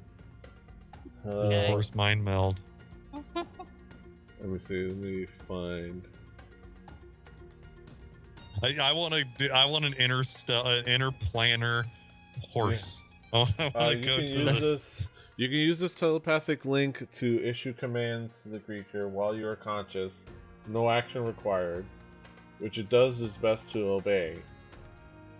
You can specify a simple or general course of action, such as attack the creature, run over there, fetch that object. If the creature completes that order and doesn't receive further direction from you, it defends and preserves itself to the best of its ability. You can use your action to take total precise control of the target. Till the end of the next turn, the creature takes only the commands you choose and doesn't do anything that you don't allow it to do. During this time, you can also cause the creature to use a reaction, but this requires you to use your own reaction as well. So, interesting. Okay. Yeah, it's... Okay.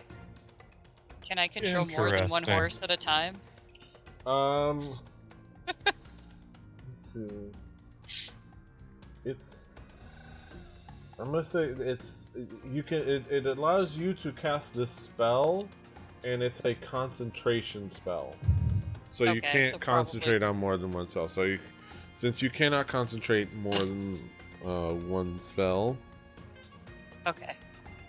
We're just gonna use one, at least as a decoy, right? Or kind of a distraction. There we go. Okay, so I'm gonna kind of back up and tell the horse to follow me. And I don't know if you can actually have like a token, because I don't think he's actually part of the game. Yeah, that's a map decoration. Yeah. Yeah.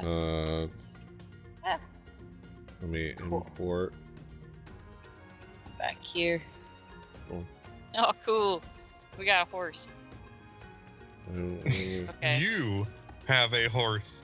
You are compelling to do your will. Okay. So Look at her horse.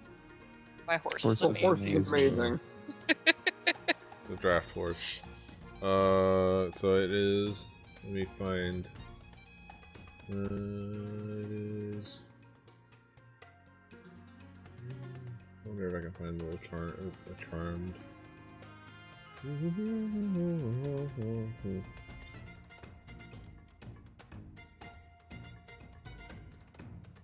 I don't see anything. Oh, I'm not worried about it. In the conditions thing.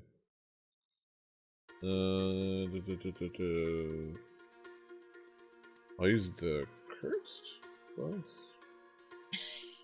It's cursed. Aww. So we got like this like a filly, is like an older mare. Alright, but I can do one thing for you. You are concentrating, so I need to remember that. Okay. Need to see a horse about a man. Ow. Okay. But yeah, so I can say that you are okay.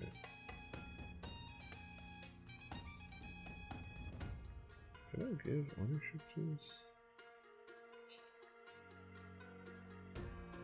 No, it's friendly.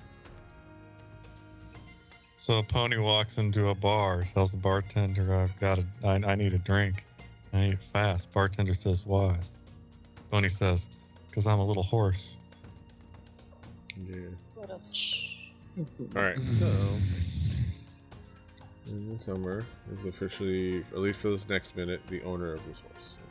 Ooh. So can I move it then? Oh my god. Oh my god.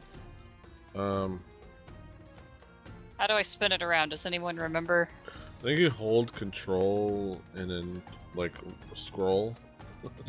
Yeah, so the set horse to ramming speed. Yes. Can I just say that it's gotten significantly more insane. Tactical horse Yeah. combat. This has been great. And I'm so on. Okay, so like, I'm not sure exactly where the small door is, but I'm assuming say in the Mortal's center. still standing next to it. Yeah. Okay. You can get out of the way. Okay. Alright, and if Mortal could open that door, I will command the horse to go in and attack. Attack humans. It's like, okay, attack people inside. Okay. Yeah, attack the first human you see. Nip at him. Nip at him with your big old horse Alright, teeth. so he swings the door open, and starts that. I'm gonna say, with all the noise, these people are aware of something going on outside, so they wouldn't be surprised. So I'm not gonna give them a surprise round. But they also don't have the jump on you at all. So I'm gonna say we're gonna go ahead and roll initiative.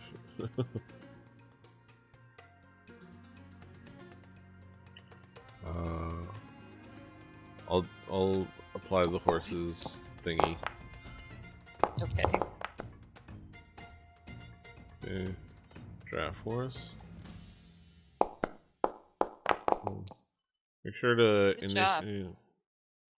I'll put everybody into combat tracker for them, including horse genuine draft. Okay. Okay. So who rolled the initiative? Keep doing this. Okay, you rolled a 22. Bad horse puns. I mean, they're not even like they're not even complete puns. They're not even like in the same ballpark as good. 22. Okay, yours 22. Oh, it was 22 again. That's hilarious. Wow. That worked out. Alright, is everybody okay? Roll and just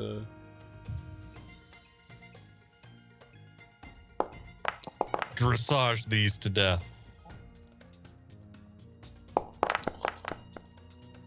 Show jump these. I wanna beat someone up with like a Shetland pony. I'm gonna put it back to the map. See. Little Sebastian gets its revenge.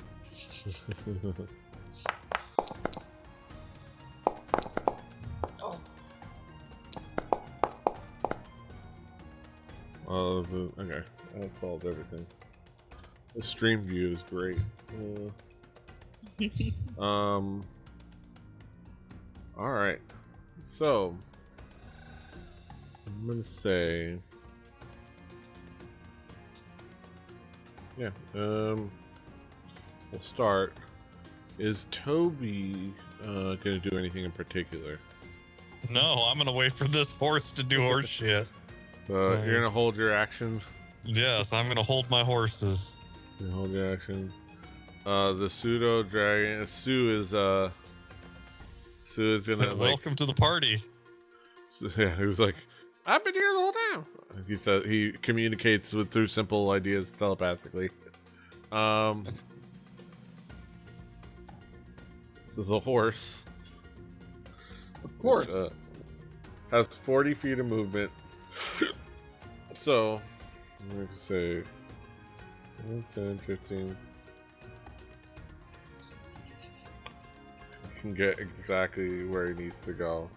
Right over here. It's beautiful. And he can use and you can, as he rides away from you, you can see very plainly that it's a he, because it's a warm day. It's a warm evening. It still hasn't gotten super cold yet. So I think it just attacks with his hooves. Like, and you see them like all the like these like armed like men various like heights and descriptions are armed and have armor but they were working around like a cart with a horse of its own. Inefficient way to be doing work. But they are standing around a cart with like material in a horse and a cart. The materials in the cart, and the horse is, and this horse comes in and hooves this dude. Hooventudes. Oh. He just misses. Yeah. He just misses. He needs to be #blessed. 2 hashtag blessed to be hashtag stressed. Like he's like he like lunges with his hooves on him and tries to like clomp down on him, but the henchman is kind of like he was able to like dodge out of the way. I think that's all of draft horses. Hey, can I give him my my bonus action, right? You can control. He can. So what you can do is you can use your action to take total and precise control of the target until the end of your next turn. Mm-hmm. But that's using your action. And you can also, during this time, can cause it. If you wanted to use your action and it would be on your turn, to take total precise control of the target until the end of your next turn. The creature takes only the action you choose, but it would still be on its turn. So like, okay, it's a weird thing. So you've given a general like direction for him to do. Attack. Go in, attack the first guy you see. To like directly control is that you have to like use your action and like sacrifice your action until the following turn to on its turn do its thing or whatever you want to do. So it's like and it doesn't have any like bonus action things. And you can give it a reaction. But only on my turn can I assign it my reaction or whatever. And on your turn you can turn. you can and then it's up until your next turn. Yeah, so it's like I got it. Okay. So it's like it's stopping to like strengthen that link and like just assume control. Assume direct control command, or whatever sovereign, or whatever the bad guy in Mass Effect 2 says. Yeah. So that's unfortunate. That's the only thing that. But he's in there, and he's like, and everyone's like scrambling, like what this horse that ran in there. I almost have to.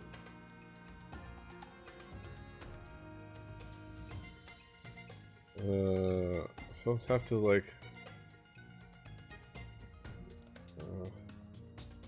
Wait, why is there another horse? What? This is this horse. That's decoration here. Okay, nice. I was trying to look up earlier how to move like half a square, and I couldn't. I couldn't find an answer, so I don't know if it's possible. Yeah, that was like a wave. I remember. It was like a. Oh, tab? No. But yeah, he's where the decoration horse is. So, I kind of like I have to honor his, and also have to. He's not hostile. He's neutral. Oh yeah. Oh yeah, and I realized. Oh yeah, the up top also should have your dice now. That the new combat tracker up top.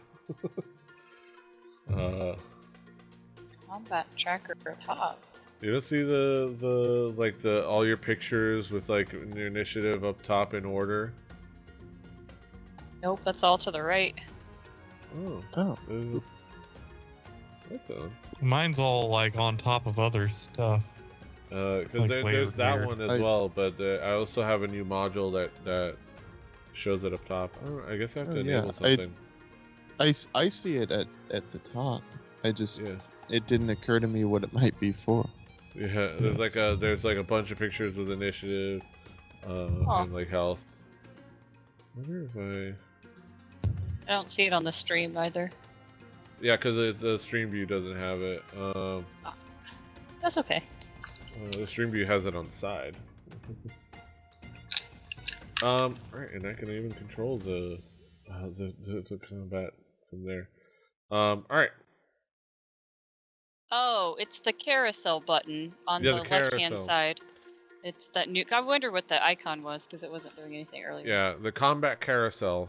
You can toggle that on, and it'll bring a thing up top. Can you move it? Oh, interesting. I don't know. Maybe. What is? Oh yeah, you can. You can totally move it. Oh. I'll put it on the bottom. Yeah. Awesome. Okay, I like it. Yeah. Because I have my other stuff up there. So cool. All right. Yeah, I added that because that just looked cool and for presentation. The people at home can't see it, but it's still for us. All right. Yeah. The other horse. If I'm gonna do anything for that horse. Ride Shadowfax. Ride like the wind.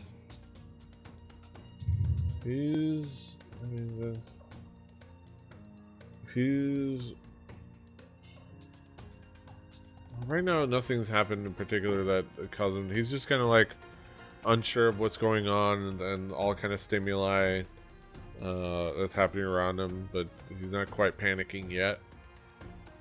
But he's not gonna do anything. He's not. Oh.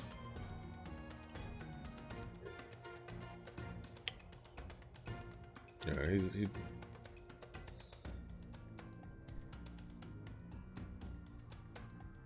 Yeah, he doesn't care. Just yet. He's like, okay. He's like not particularly happy about what's going on, but he's not gonna panic about it. He's kind of looking around, like huffing, you know. Like, oh, get that horse out of here.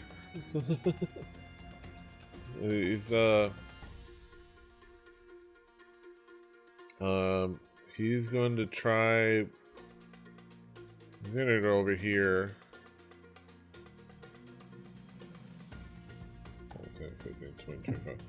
and he's gonna try to grapple the horse. It's gonna be a contestant strength check. He's not a particularly bright fella, but that's what a contestant strength check is. A grapple, yeah.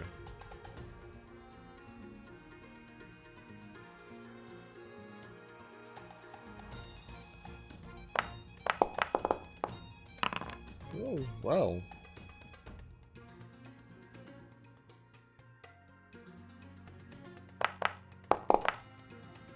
Somehow, so he's got his arms around the horse's neck, and he's like kind of wrangling it.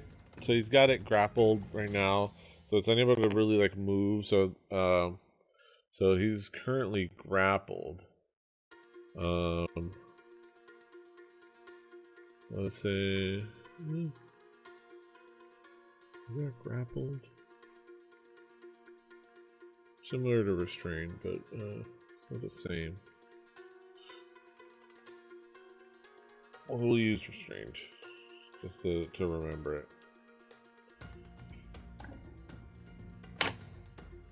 Am I still holding this trident to control this horse? You're linked with the spell. The trident lets you cast a okay. spell, but you're concentrating. It's okay, a psychic link. Okay. I'm plotting, so just wanted to know logistics. Yeah, you've already cast the spell, so you have your link.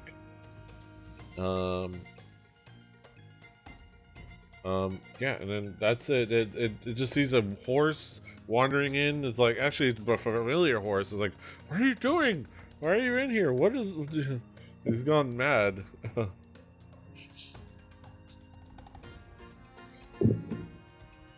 Pinkles, what are you doing? Pickles. This thug, this guy, 5, 10, 15, 20, 25, 30. He's gonna walk over here to, like, that's as much of his movement. He's not really gonna attack anybody. There's nobody to attack. They're just dealing with the horse right now. So they're not gonna attack. I don't know why it gives you to concentrate things.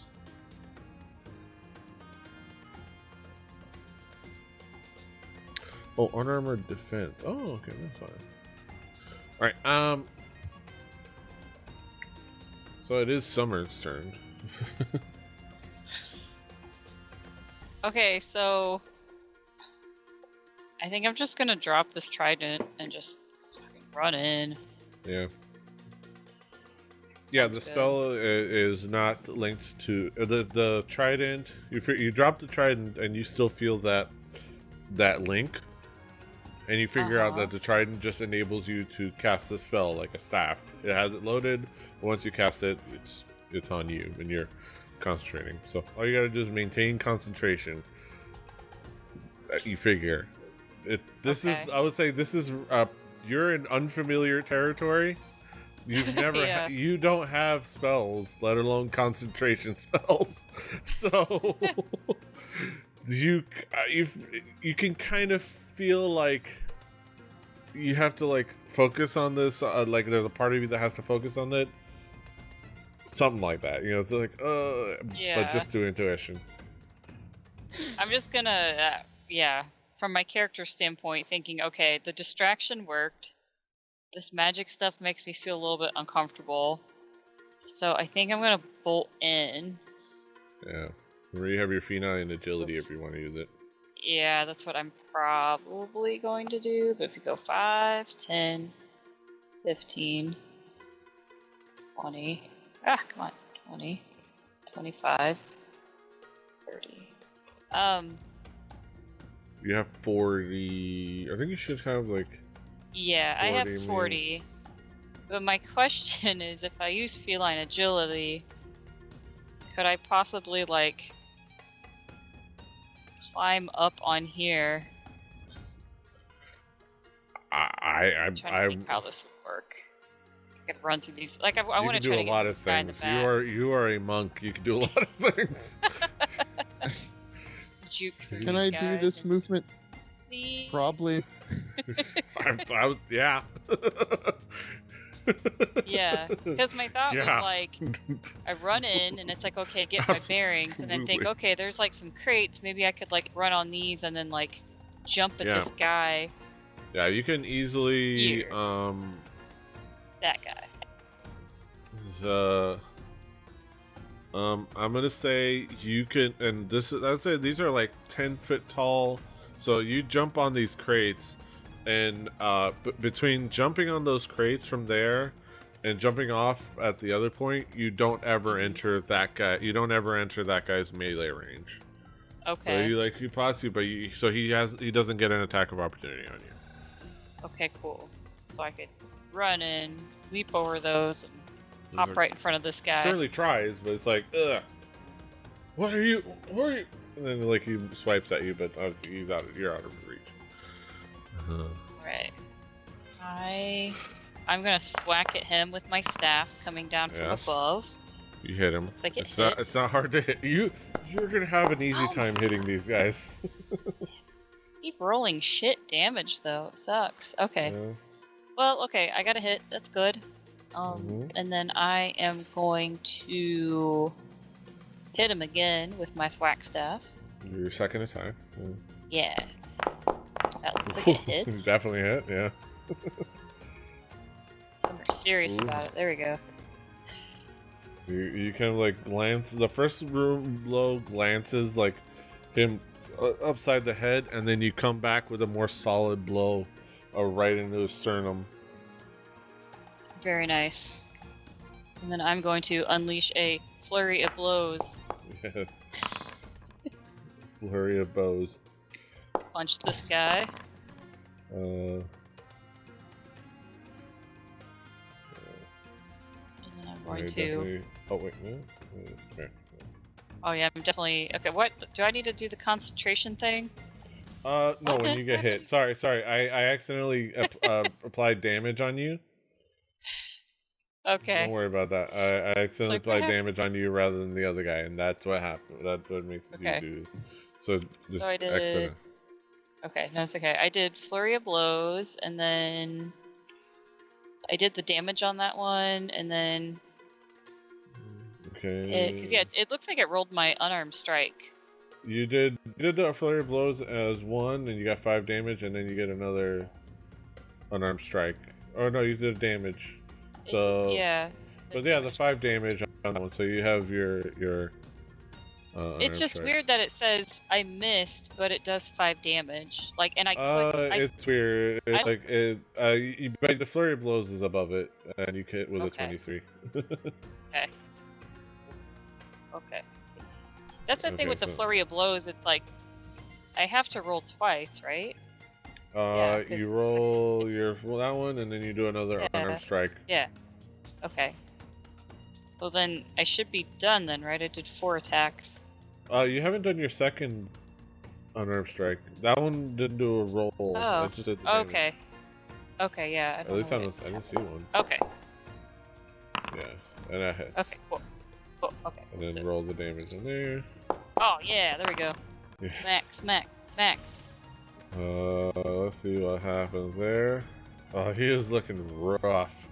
Like you go in there with because you've been rolling d6s, so that means you're doing it from one. We're doing one arm, so you got your right arm, and he glances head, run it back into his gut, and then you take your left arm, punch him across the jaw, and then elbow him back, and he's like, Sweet. He is teeter-tottering, like, yes, Mortal comes in, Mortal kick some ass, Turtle Man. Mortal, okay, so 5. I like 10, turtles. 15, 20, 25, 30. That's as much as he can run. He's like, alright, kind of panics. He doesn't really have much he can do that is, non-lethal. But, I mean, he can cast a little fairy fire. That doesn't do too much damage. As a treat. Yeah. That's true. Okay. So we're yeah, we'll just do fairy fire. This is action. He's gonna cast fairy fire. Cast a spell, and then he's going to cast it back here. It should be within his range.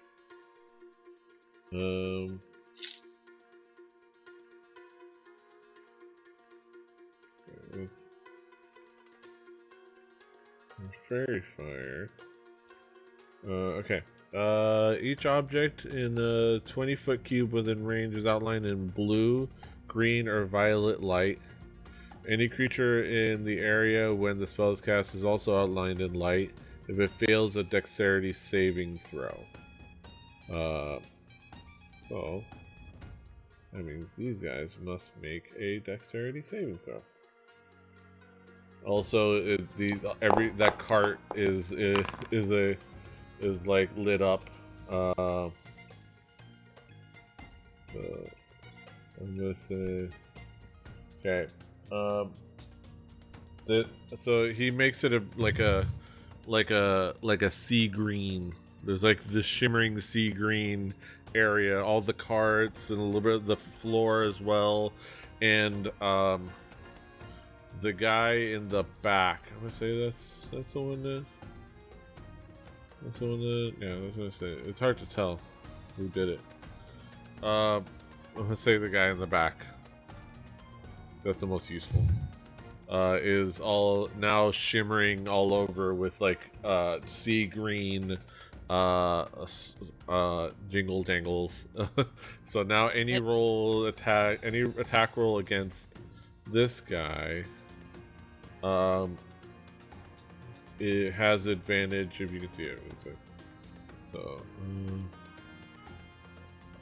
I wonder if there's a fairy fire.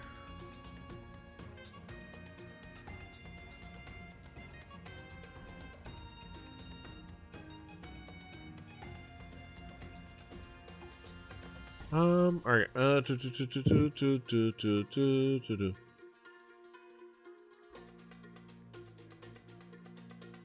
but it's this guy back here. Okay, so any attacks you do against him, any attacks anyone does against him, for the duration of the spell, which is 1 minute, or until if Mortal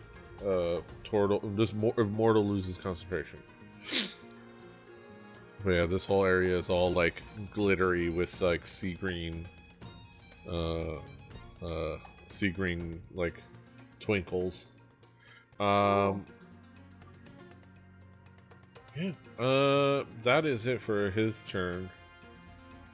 He can't get into to punch anybody. Like, okay, so this guy's busy grappling the horse. But this guy, like, saw you run by him, and he's gonna take his mace attacks.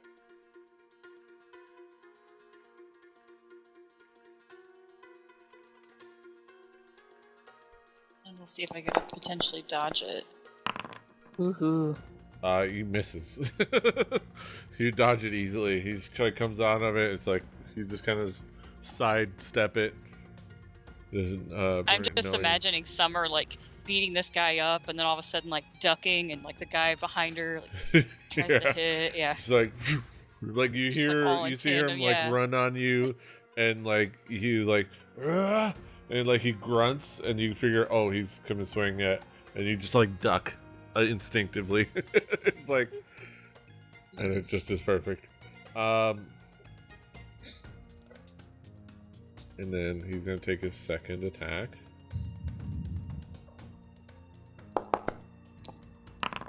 But Oh, it's like, what does that mean? yeah, he does a natural 20. He does critically hits. For 12 damage. So you apply, and then you say include critical damage.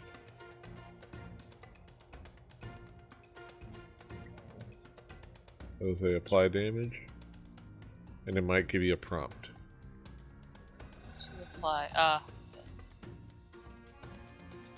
Alright, I might need to go crawl in a corner and drink a healing potion after this. Like, oh shit. Oh shit. That is his turn. Now it is Solero's turn. Alright, who... Oh, are these 5? Are the Like- squares 5? Yeah. Yeah. You should be able to use there's like a little measure. If you hold control, it'll also let you measure out that way. And like, or shift? Was it shift or control? Oh wait, is it a right click? The Fuck. Oh wait, that's me. Okay, I was real just confused. left click. Yeah. My color is purple. That's 35 Yours is on my move. 30. Fuck. Okay. 30 right there. Yeah. Oh yeah. Oh yeah, yeah, I right could. there. Well, wait, no, yeah, you had to move in 5 feet. Oh, sorry. So would it be like this? I forgot that you were just outside the door before when you started. Yeah. Oh yeah. Okay. So that's 5, and then you have 25 more movement. You know what? Sure. Right now, I'm gonna get inside the door and I'm gonna select this guy. Wait, am I selecting this guy? You had him for a second, but not anymore. Just either double right click or alt click. Alt left click. There we go. Okay. And then I'll pop one of these. Since I already have my bow ready from outside, being scared of the dude, I'll pop this shot. Pop shot. And, you guys have pretty fucking easy, I guess. That's your first attack? You kind of get in there, look around, and then just pull your bow, and it just kind of veers, and it hits, it kind of veers to the left, and it hits this crate, so it's sticking out of that crate. And you kind of see this powder, this crystalline powder coming out of the crate. Just kind of trickling down a little bit. So now you have your second attack. Try this again. Maybe. Yeah, that hits, yeah. Okay. Let's try that again. The beautiful thing is that they have 11 AC, so anything above, so if you have a +6, anything above a 4 is gonna hit. So yeah, unless I punch myself in the face with my fist and get off shot. And I'll it's yeah, and he's got his arms around the horse, and he's and you hit him on the side, like in his rib, and he's what? He's looking around, dumbfounded about what's going on. Do you do anything else? Do you have anything with your bonus action, or? Well, I guess since I'm in the room now, I guess I'll use my bonus action to use that to drop bow, so my next move can be unsheathing sword as run. Or okay. Yeah, you can do that. You can drop a bow. Okay. So that's an object interaction, if anything. But if you don't really need it to do anything else, you can do that. I'll say you can use your object interaction, and I'll let you use your bonus action to take out one sword. And if you want to next turn take out the next sword, I think that's fair. You want to? Gotcha. But, okay. Yeah. Then we'll do that, I guess. And you can alright.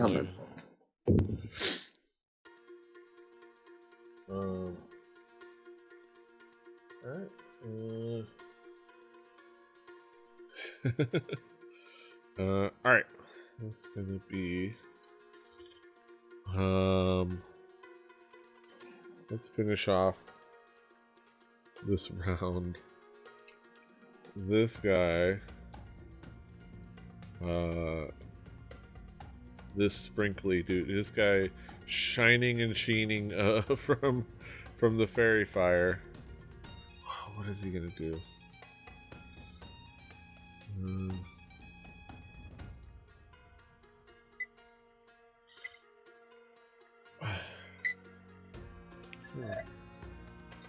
kind of like, he can't get in there, so he's gonna...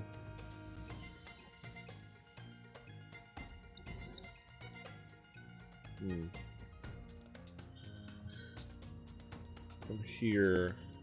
From here. This is what... Listen...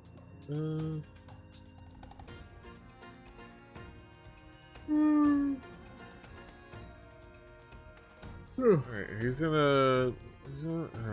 gonna pull out his crossbow, and he sees you like doing pot shots, and it's like he got inspired. It's like, okay, we can play that game.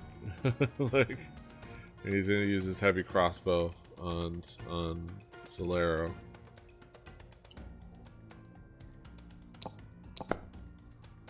He's gonna do a similar thing.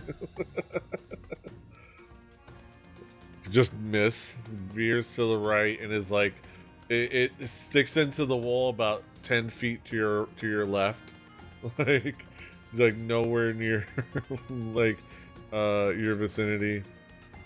And that's his tactic. Yeah. That's it for his turn. Yeah, let's see how this round goes together. The second round. Depending on how this goes, we'll see where we leave things off. But let's start with Toby again. You've heard things pop off. Yeah, I will. I guess I'll find the nearest dude. And I will sling a ding ding at him. You're gonna maneuver yourself inside? Or just gonna like... Well, I mean, if the door was open, I was gonna wing it through. Oh, okay, yeah. As long as you can see, should be fine. Who did you attack? The nearest guy, the guy that's... Yeah. One that should have the target on it. Alright. Roll damage. That was the wrong weapon, so disregard that. Sure you didn't huck it at him? No, I did less damage, but it was bludgeoning damage. And that is the end of my turn. Alright, I will hit the button. Apply damage. Oh wait, no, not the... Damn it. Oh, okay. Apply damage to this guy.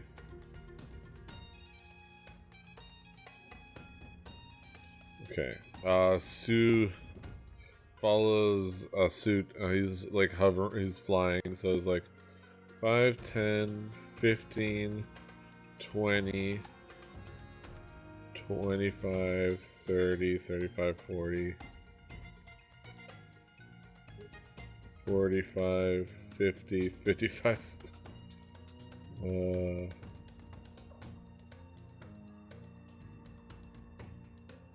So he's going to target this guy. You're gonna sting him.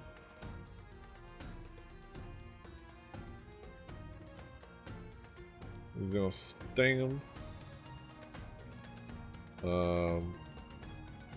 Yeah.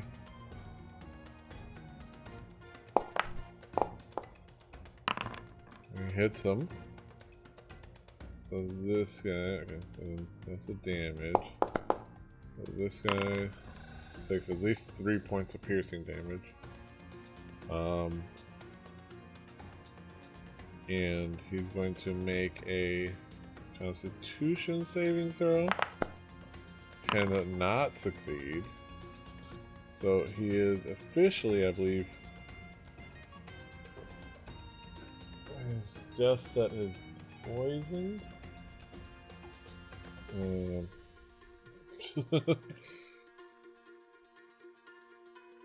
let me pull up the attack real quick to make sure. Yeah, swim through and be poisoned for an hour.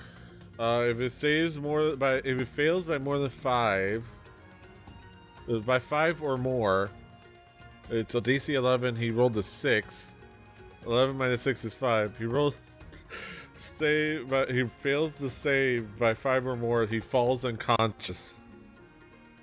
So this guy, because he failed by 5, he passes out from the poison that courses through him. Wow. So he stings him. Doesn't do, like, he like gets pierced, like, ah! It's just like he just kind of stings him a little bit. It's like, huh.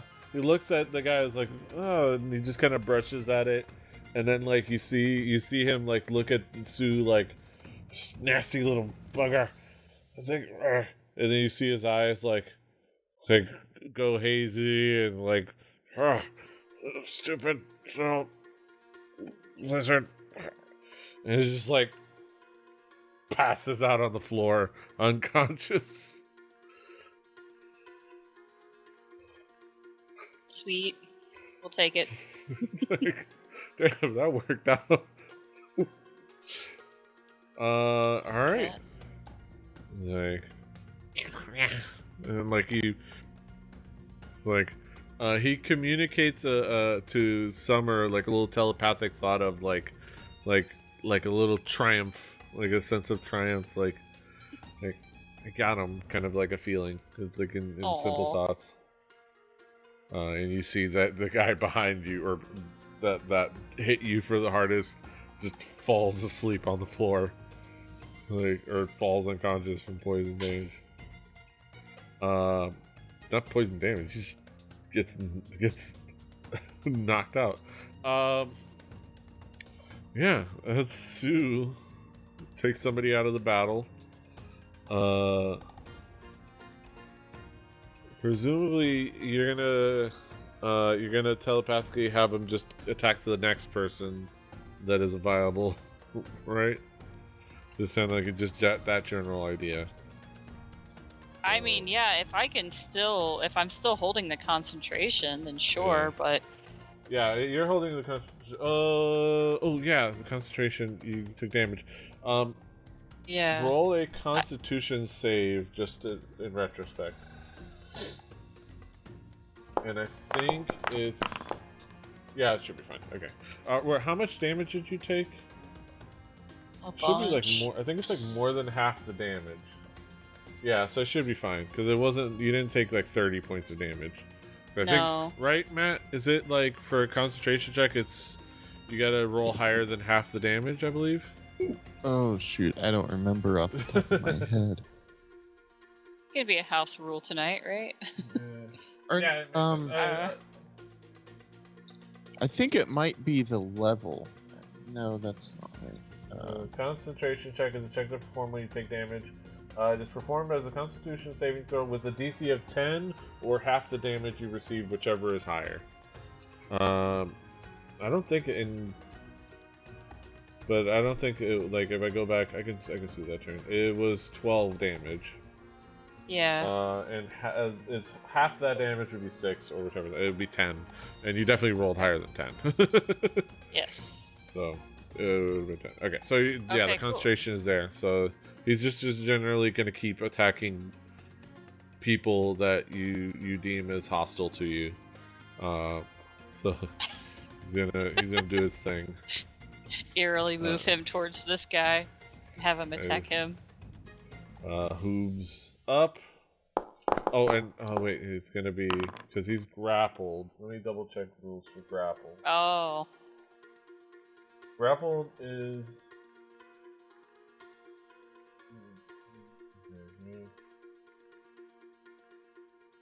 Okay, grappled creature speed becomes 0, and it can't be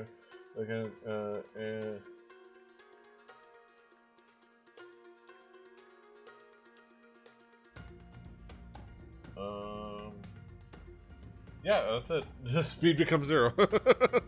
So no, it doesn't affect its attack. Yeah, and it definitely hits. And he hits for 11 damage with his hooves. Kind of stomps on him.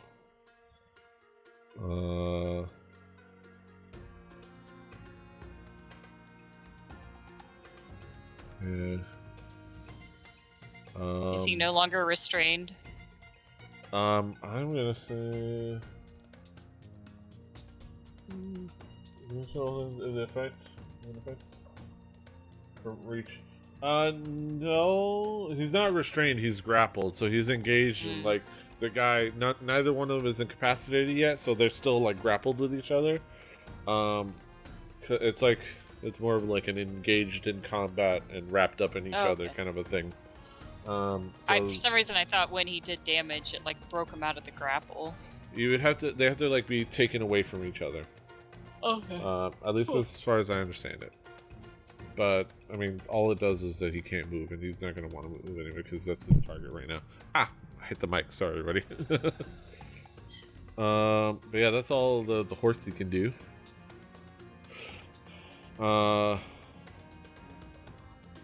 This horsey is going to, out of all this craziness, is just gonna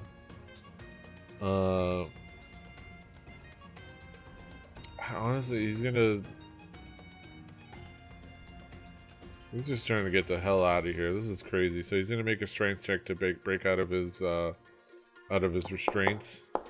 He'll do just fine. Oh. And then he's gonna run this way. He's gonna effectively trample this guy to get him out of the way. Because we figure he's not gonna mess with the big horse, but he's gonna move through him.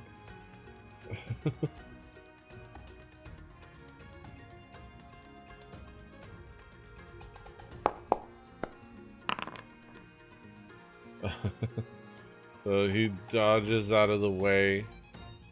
I'm gonna say so he doesn't like trample him, so he doesn't get out of the way, but he's still gonna run through. And I'm not gonna. So it's 5'10", because he's like having to move through somebody. I believe that's how it works. 15. Okay.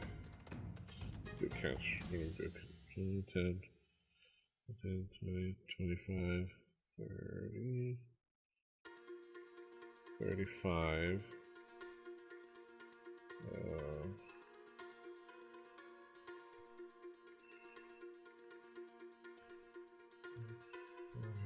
40. Oh Lord, he coming.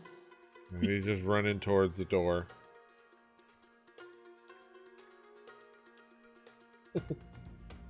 But like, that's it. Dodge out of the way. Giant horse coming at me. He's just running. He's just like. But that's as far as he goes. And that's this guy.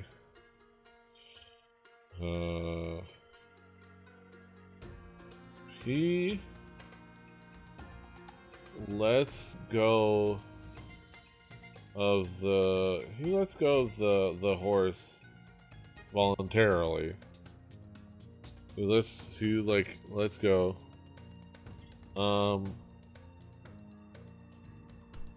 And starts to go towards Solero.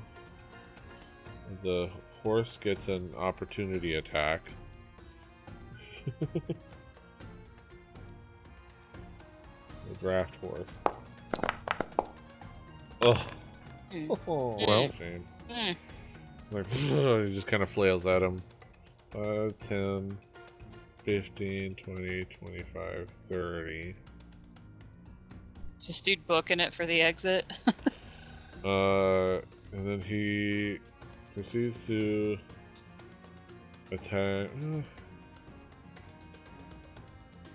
Well, I mean, whatever he's doing, he definitely needs to. He definitely has Solero in his way, so he swings with his mace.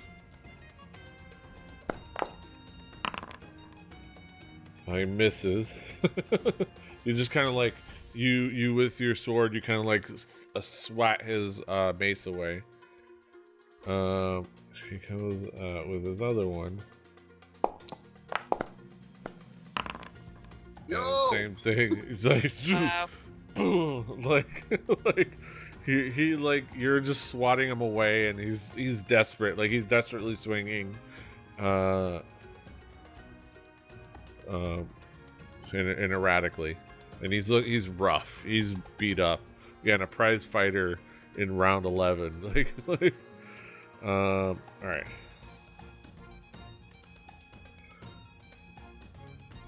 Okay. All right, and then this guy. This guy's gonna.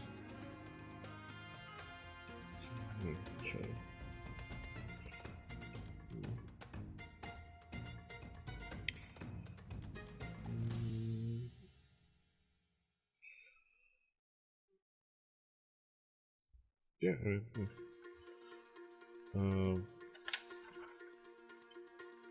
Okay. Okay. Yeah. Okay. Not that guy. Okay. Yeah. Just kind of go through the motion of.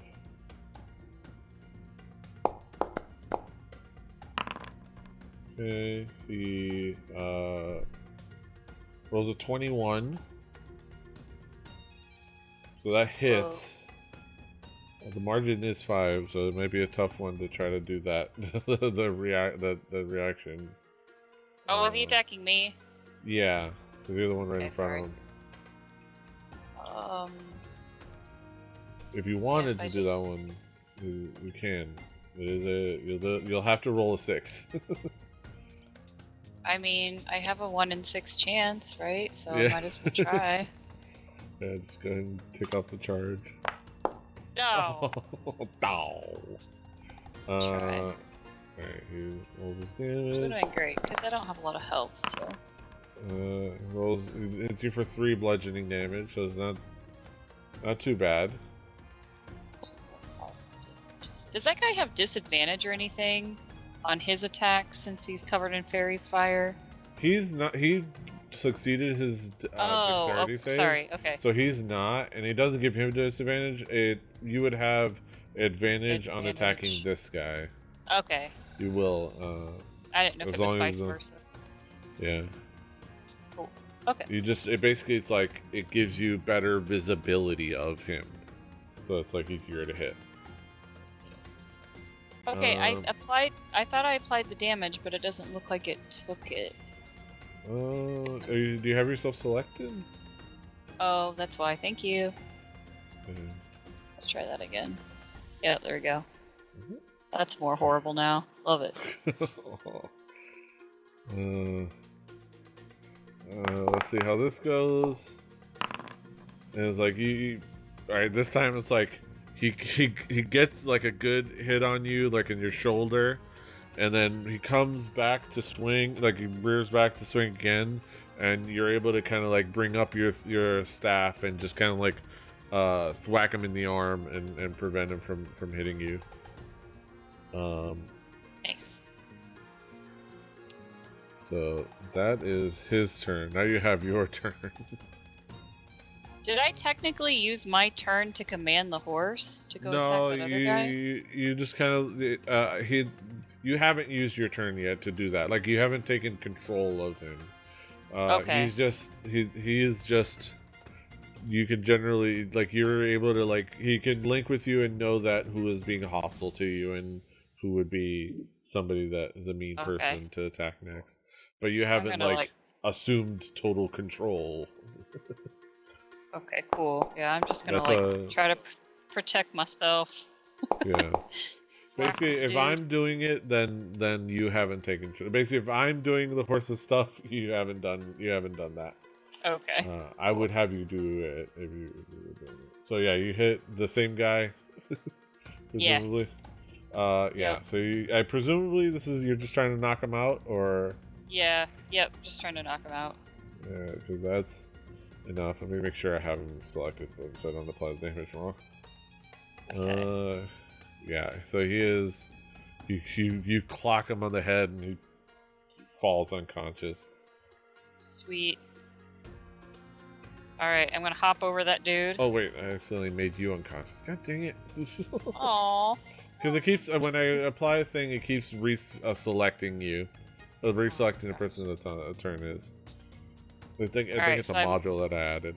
Yep. Okay, so I hit this guy, knocked him out, hopped over him. Yeah. And now when you hit attack, you can hit with advantage. Yeah. Doing it. Oh wow, that's good. Yeah. That one, please. You definitely hit. Yeah. You hit him for 8 damage. And I'm going to do a flurry of blows with advantage, right? Yes. Sweet. Let's do it. Yeah, still hits. Okay. Bang. And then I will do one more unarmed strike as part of that flurry of blows. Oh, dang, just really still hits. Yeet. Very good.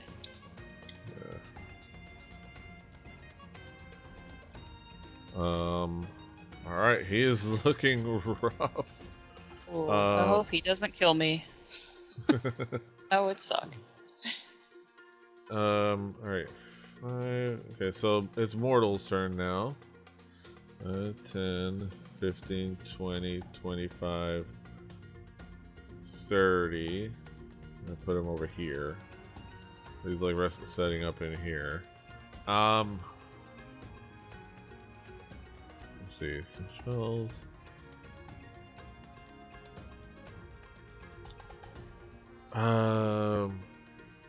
Yeah, I mean, he's gonna do what he feels is the most immediate need, which is he's gonna cast Cure Wounds. Woohoo! On Summer. Gladly accept anything I can get. Yeah. It gives you 8 healing. He heals you for 8 points. Thanks, Mortal. I got you. I like a little animation too, those things. Yeah. And yeah, his doesn't really have much you can do with a bonus action because he can't use a spell. He can use another spell. So he's just gonna stay put. And we'll, regardless of anything.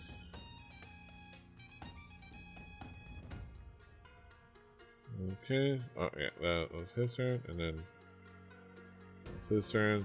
That's this guy's turn, but he's unconscious. Even though he's full health. And then that's Solero's turn. Oh, let me unmute myself. Oh. And then regardless of what happens after your turn and his turn, well, that'll be the end of at least for tonight. We'll pick up next week, but we'll resolve these couple of turns. Roll that one. Damn! Yo! There it is! Nice. We needed that. So if I hit this damage, we'll just auto-roll. Yo! Okay. Yo! Hey. You know what? It's good enough. Are you lethal or non-lethal damage? Oh shit, were we still doing on Yeah, let's. If we're knocking everybody out, I'm gonna. Only you know what your alignment is. Yeah, only you know what you would do. Yeah. Yeah. So yeah, if you like, I'll be a nice guy today. Yeah. Non-lethal. I'll pull back a little bit. Ludonarrative dissonance. Yes. Alright, so I will say, okay, boom, that guy's knocked out. To push things along, because realistically this guy has no chance at this point, we'll say Summer gets another turn and punches the shit out of him. And then he's knocked out. And that ends the combat. Because, I mean, that's just what's going to happen, just with extra steps. And our druid friend! Yay! Yay! Look at our druid friend. But yeah, and then the last thing you do notice that there is a door. The people here, you do notice that there is a door going into this office. And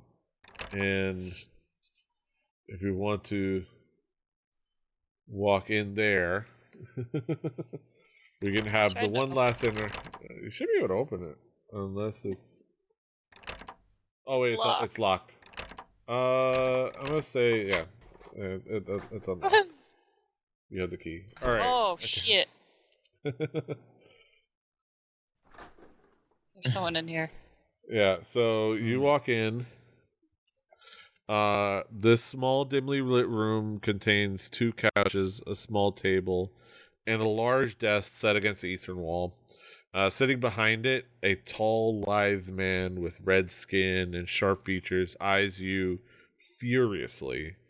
It says curiously, but because of the situation, furiously from beneath his wide-brimmed hat. Flanking him on either side are 2 large men. This is this guy, and he goes, you heathens, created such a ruckus in my establishment.